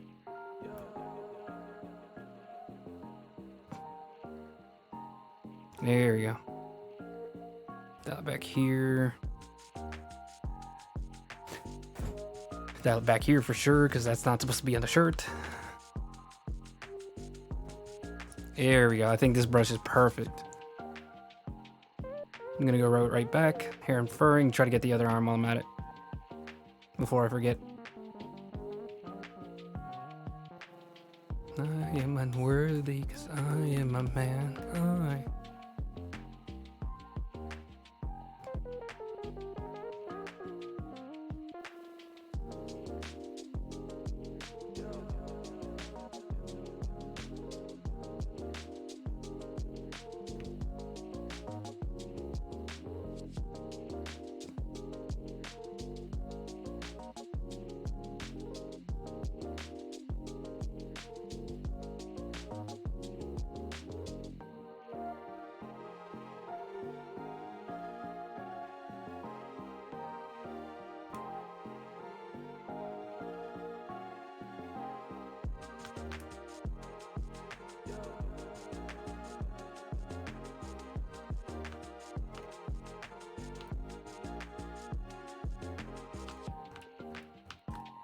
There we go. Now what is this? Hairy, furry, thick. Oh my god. That is yeah, that's very thick hair. Furry wool. A little too fuzzy. Could work really well, but ooh, hair.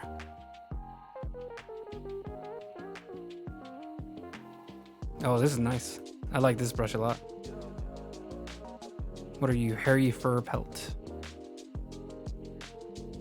I have no idea how this one's supposed to work.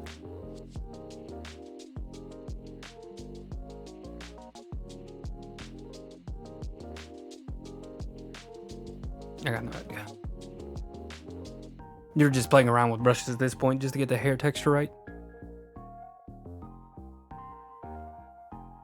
Let's see. Body hair, short. I think this one's probably the best for the body hair. Let me make it a little smaller though, a little denser.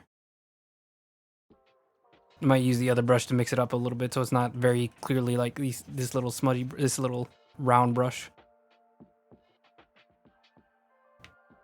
Oop. Most used. Grab that, it's a soft brush again.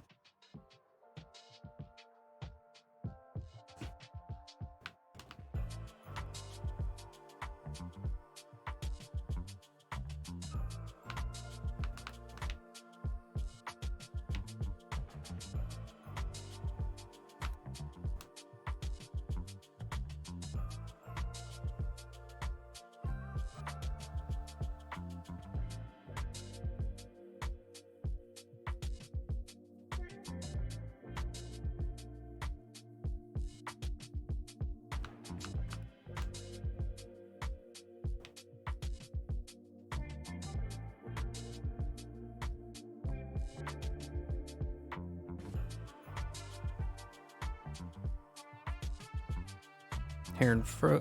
Bleh. Hair and fur. Going right back to that other brush that I used for the arm hair.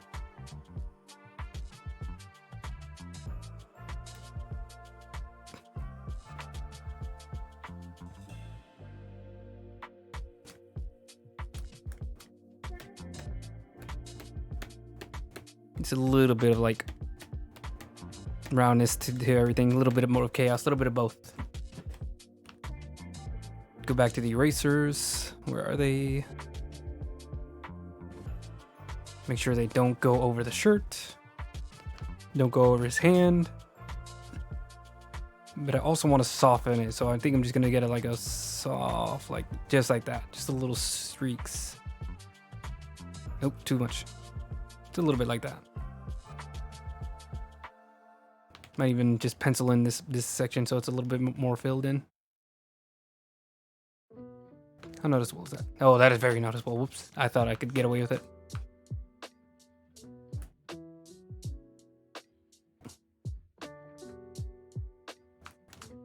That's a little better.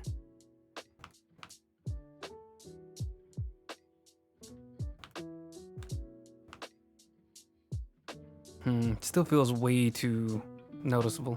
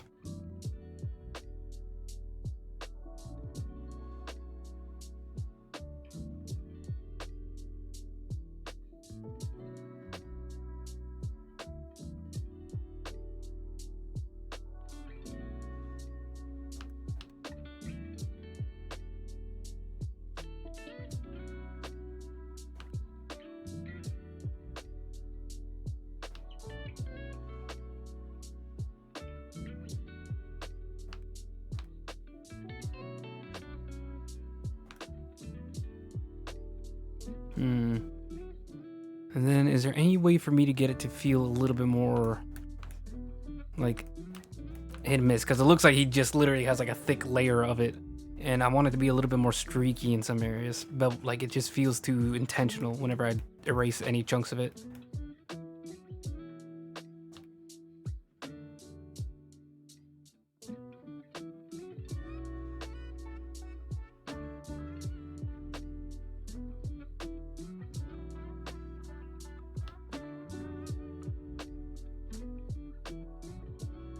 I'll be right back. Let me look at some images of chest hair, which I definitely don't want to do, but I'm struggling to figure it out.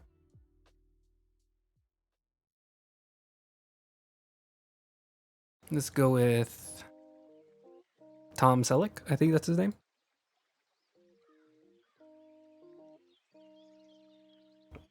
He's pretty famous.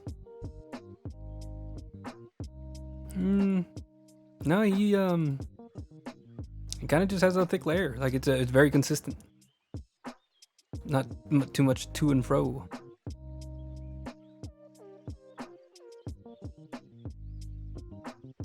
"16 reasons why men with chest hair are superior beings." I have chest hair. It's not that cool. It really isn't. I clicked save on accident.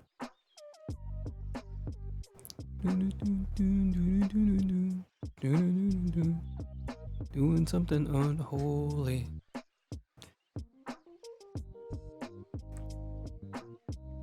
Maybe it needs like direction.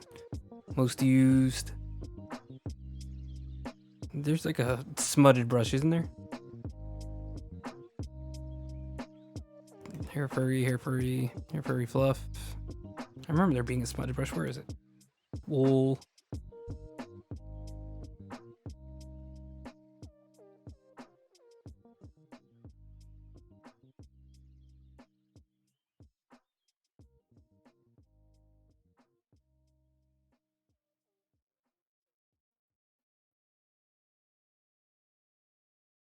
There's a smudge brush. Oh, here it is.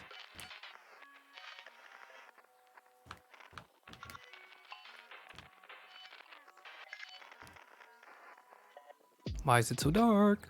I thought it was a smudge brush.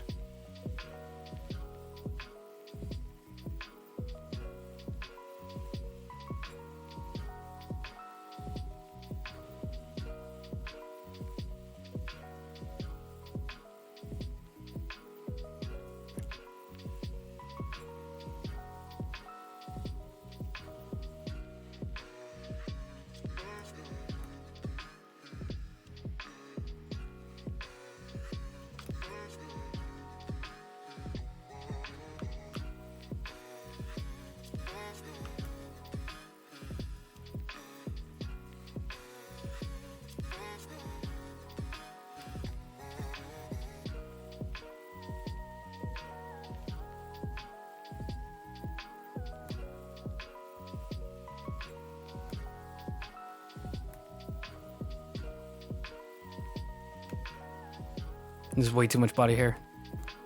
I feel like I'm losing my mind.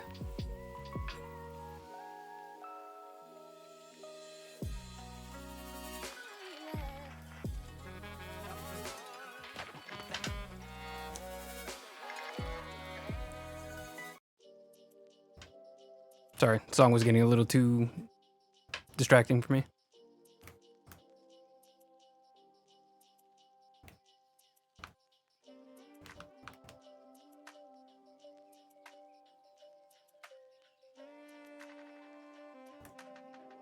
Maybe this is what I was supposed to do from the start. Just paint it in basically. Give it a little bit more direction. I'm gonna try erasing it away a little bit in some sections.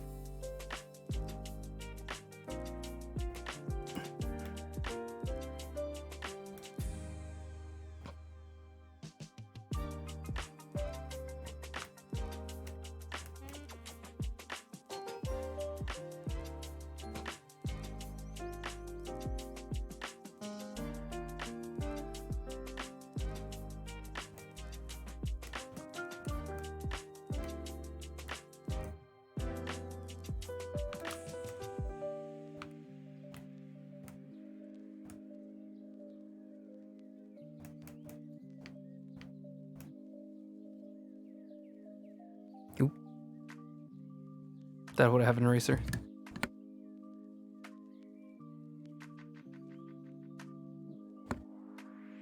Didn't even realize it was already past 9. But we're already near the end anyways. If not already done. There we go. I like that. It's just like a little bit of direction, like it's just growing out towards from the center. I think that's what I was missing.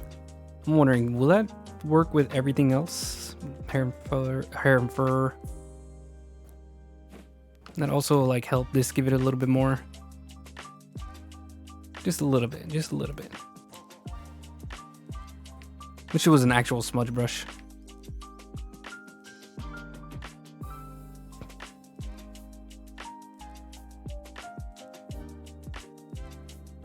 Almost like you could comb what like hair I've already started. That would be like really useful. Oh, let me.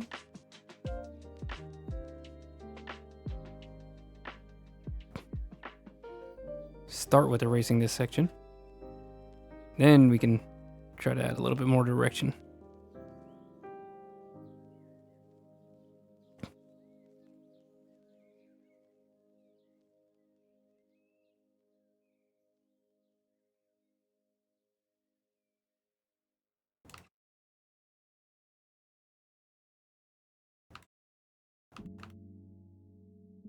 Style it down, maybe just like at the start.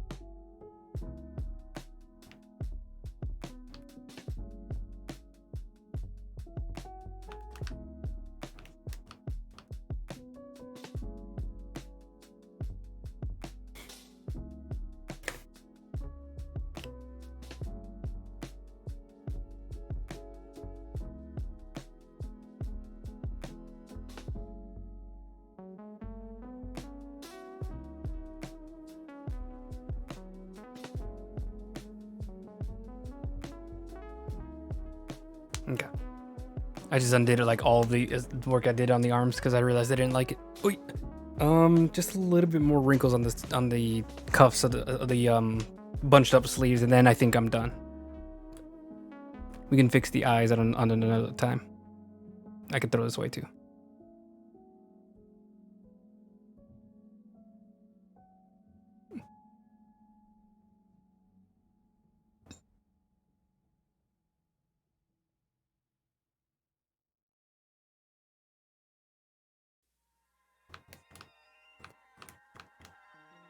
Let me use a regular pencil because I don't think I need fur for the wrinkles on the shirt.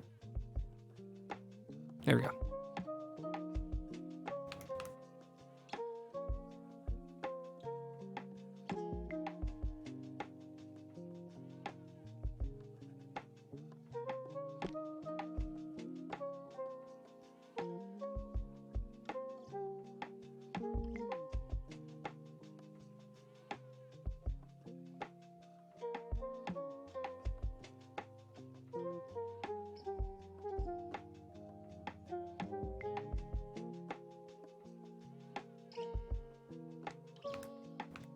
There we go.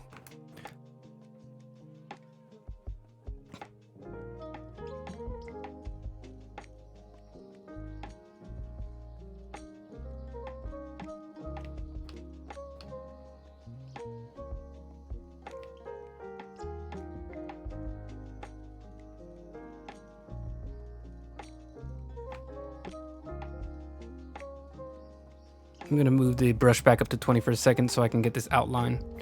Because I missed a little section. I thought I could just go over it with a pencil or go over it just like normal. And it does not seem to be the case. There we go. Now it stands out properly.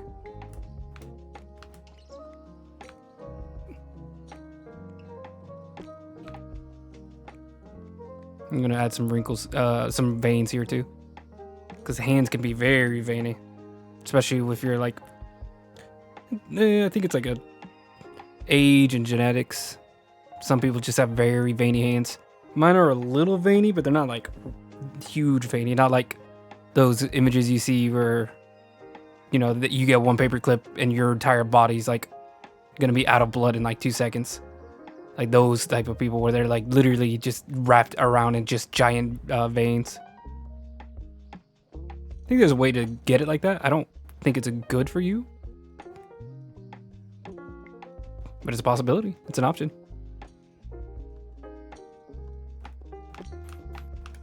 Just like that, and then a little bit here. I already got like a little bit on there already.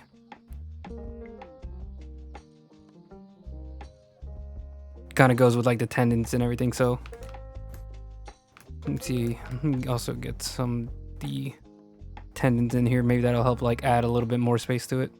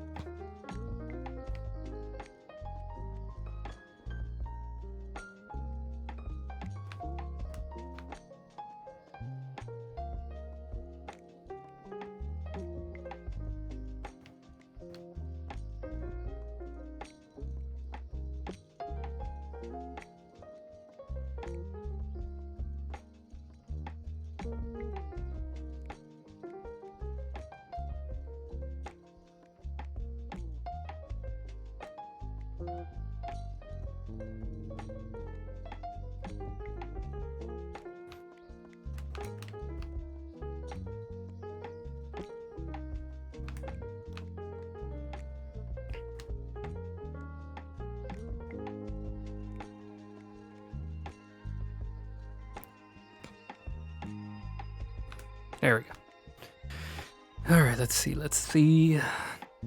Some veins on the hands, bunched up shirts. That's probably all the wrinkles I need.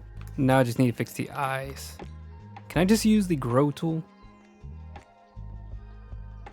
The digital should be near the bottom. It's definitely gonna be blurry. Come on, please. There we go.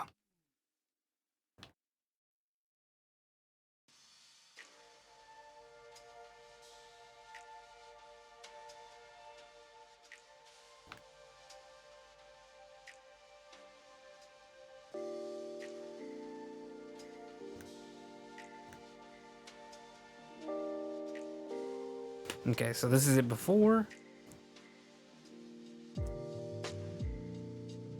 This is it after. Did anything even change? What in the world just happened?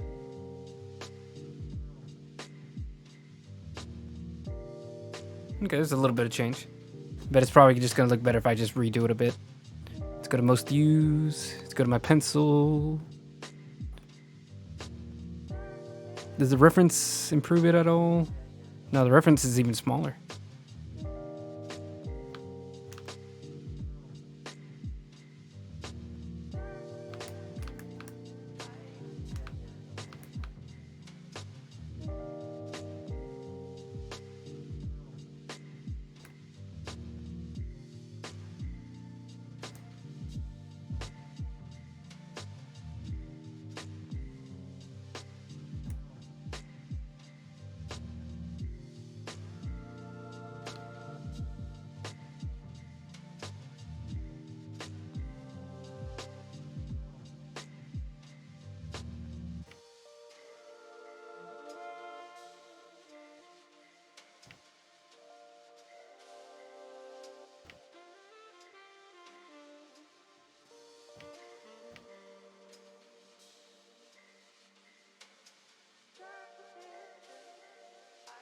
Deep eye bags, because, you know, we're all tired little boys. I think vampires a little bit more than us, but, you know, we're all tired boys.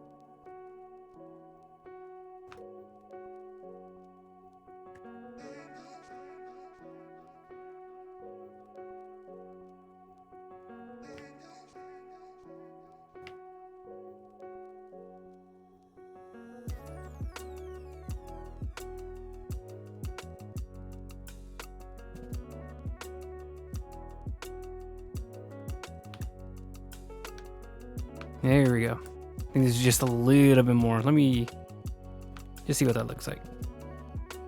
Okay.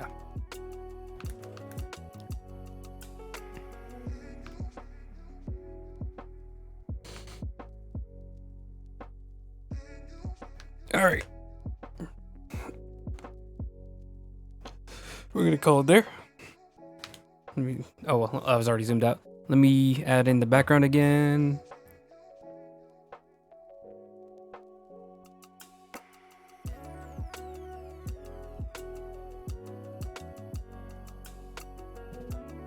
You go down to very little. But the background now goes up way more. Then we're gonna pull everything up just quite a bit. And like right there, but let me turn the background down again. And turn you back down. Yeah, like right there. There we go. So now we have pretty much most of the final line art done. We're probably gonna have to touch it up a little bit as we go along. Usually I still have to edit the line art even up to like the very, very last little bit, because whenever you're doing the flats, you start to notice like a little bit of things wrong here and there. But next week, we should be able to start the flats. So go ahead and look forward to that. As far as I'm aware, there is nothing going on next Tuesday. Let me double check to make sure my schedule, nothing comes up. I say that like I'm a super busy like meetings guy, but I don't have meetings. It's mainly just like maybe I have a concert or maybe this is something I want to do that day. I'm not a streamer that lets streaming get like in the way of their life. Like if I get a date, boy, I'm skipping this so quick you don't realize. yeah, we're all good for the entire month. So far, I have nothing particularly planned, unless like I get that job within like 2 weeks or who knows. But yeah, that's gonna be it for this week. Ooh. We got all the line art finished. Again, sorry, most of the line art finished. 90% of the line art finished. Pretty good. Like I said, I changed a lot of the organization of everything and scaling of everything off stream, so that's why things are way different if you only caught the last little bit of the last stream. But I think this is a way stronger piece now with those changes having been made. Next week we're gonna have to do the flats and maybe a little bit of the rendering. Probably a lot of the rendering. Rendering is usually what takes the longest for me. Hopefully I'll have a little bit better of an idea of how I want to attack it from here. The last time it ended up taking really long. I think like 2 or 3 streams of just nothing but rendering. That would have to stop and then erase and stop and erase. Maybe the thing I need to do is get a 3D model of what I want worked out. Although the shadows right now are already pretty good.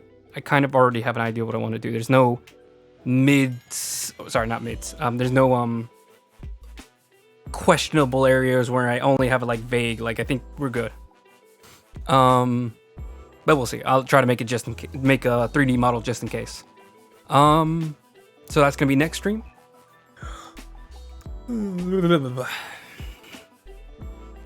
Trying to think. Yeah, let's just go and do the sign off. I'm gonna turn down the music because it's bothering me. Too much. There we go. So firstly, check out my Instagram. That's usually where I post my artwork most up to date. So I just made a post earlier today. It's a piece that I don't think I've ever shown here on stream. I think I could probably open it. Hold on. Let me not. Forget it. Hopefully it doesn't get me flagged on Twitch.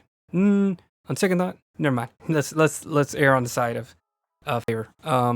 But yeah, check it out on my Instagram. There's a little warning label on it because it is basically someone swimming in a pile of guts. So maybe not super friendly. I don't usually draw that, so I didn't want to like give my followers any PTSD, but I would have really appreciate if you check it out, give it a like, see if you like it. Just some fun idea I wanted to try out. Trying to get a little bit sketchier, a little bit rougher. That way I can put out work a little bit more consistently. But yeah, check that out, give it a like, give me a follow, just anything to help me out because I really appreciate it. I really like when people are able to see my art and notice me on Instagram because it's just, I really always liked sharing my stuff, even if it's mainly just for my enjoyment. I still loved seeing people interact with it, have fun with it, and just they seem to really like it. Like that makes me feel better about myself, that I can make something that other people enjoy. Make sure to also check out my YouTube channels. So I have 2. I have a full stream archive, or it's just a full stream archive down to your YouTube channel. And then there is my time-lapse channel where everything is sped up into more digestible 5-minute chunks. So you can see the entire session, maybe even 2 or 3 sessions in one 5-minute video.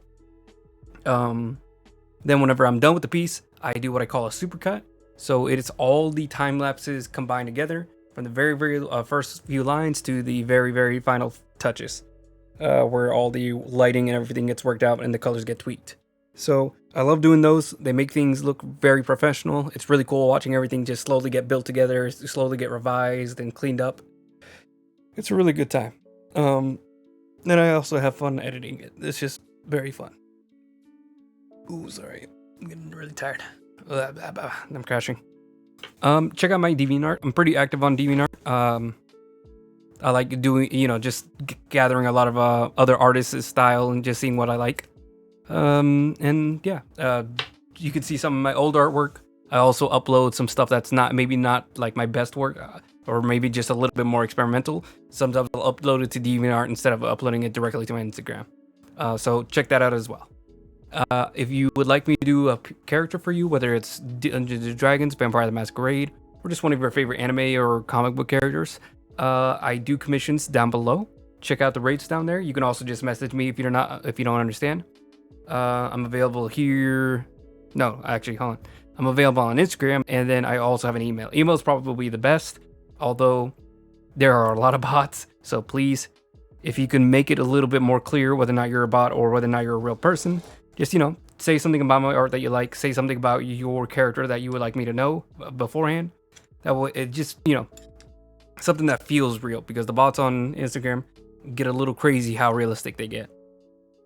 But yeah, check that out. Let's see, that's it. Oh, and then final thing, if you would and don't want to go through all the work of hiring me for a commission, or if you just want to make a one-time donation of something smaller than a commission, I also have a PayPal link down below. Any little bit that you can give really shows me that I'm appreciated and that my time is being valued.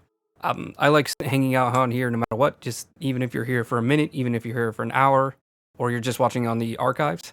It just makes me feel good to know that people are enjoying it. And it's an easy way to understand, like, you know, that you're willing to put money on me furthering my adventures with art and all that good stuff. Yeah, I think that pretty much wraps everything up. I hope you have a good time. I hope you have a good day, good night, all that kind of stuff. Bye. I don't have my window up. Where is it?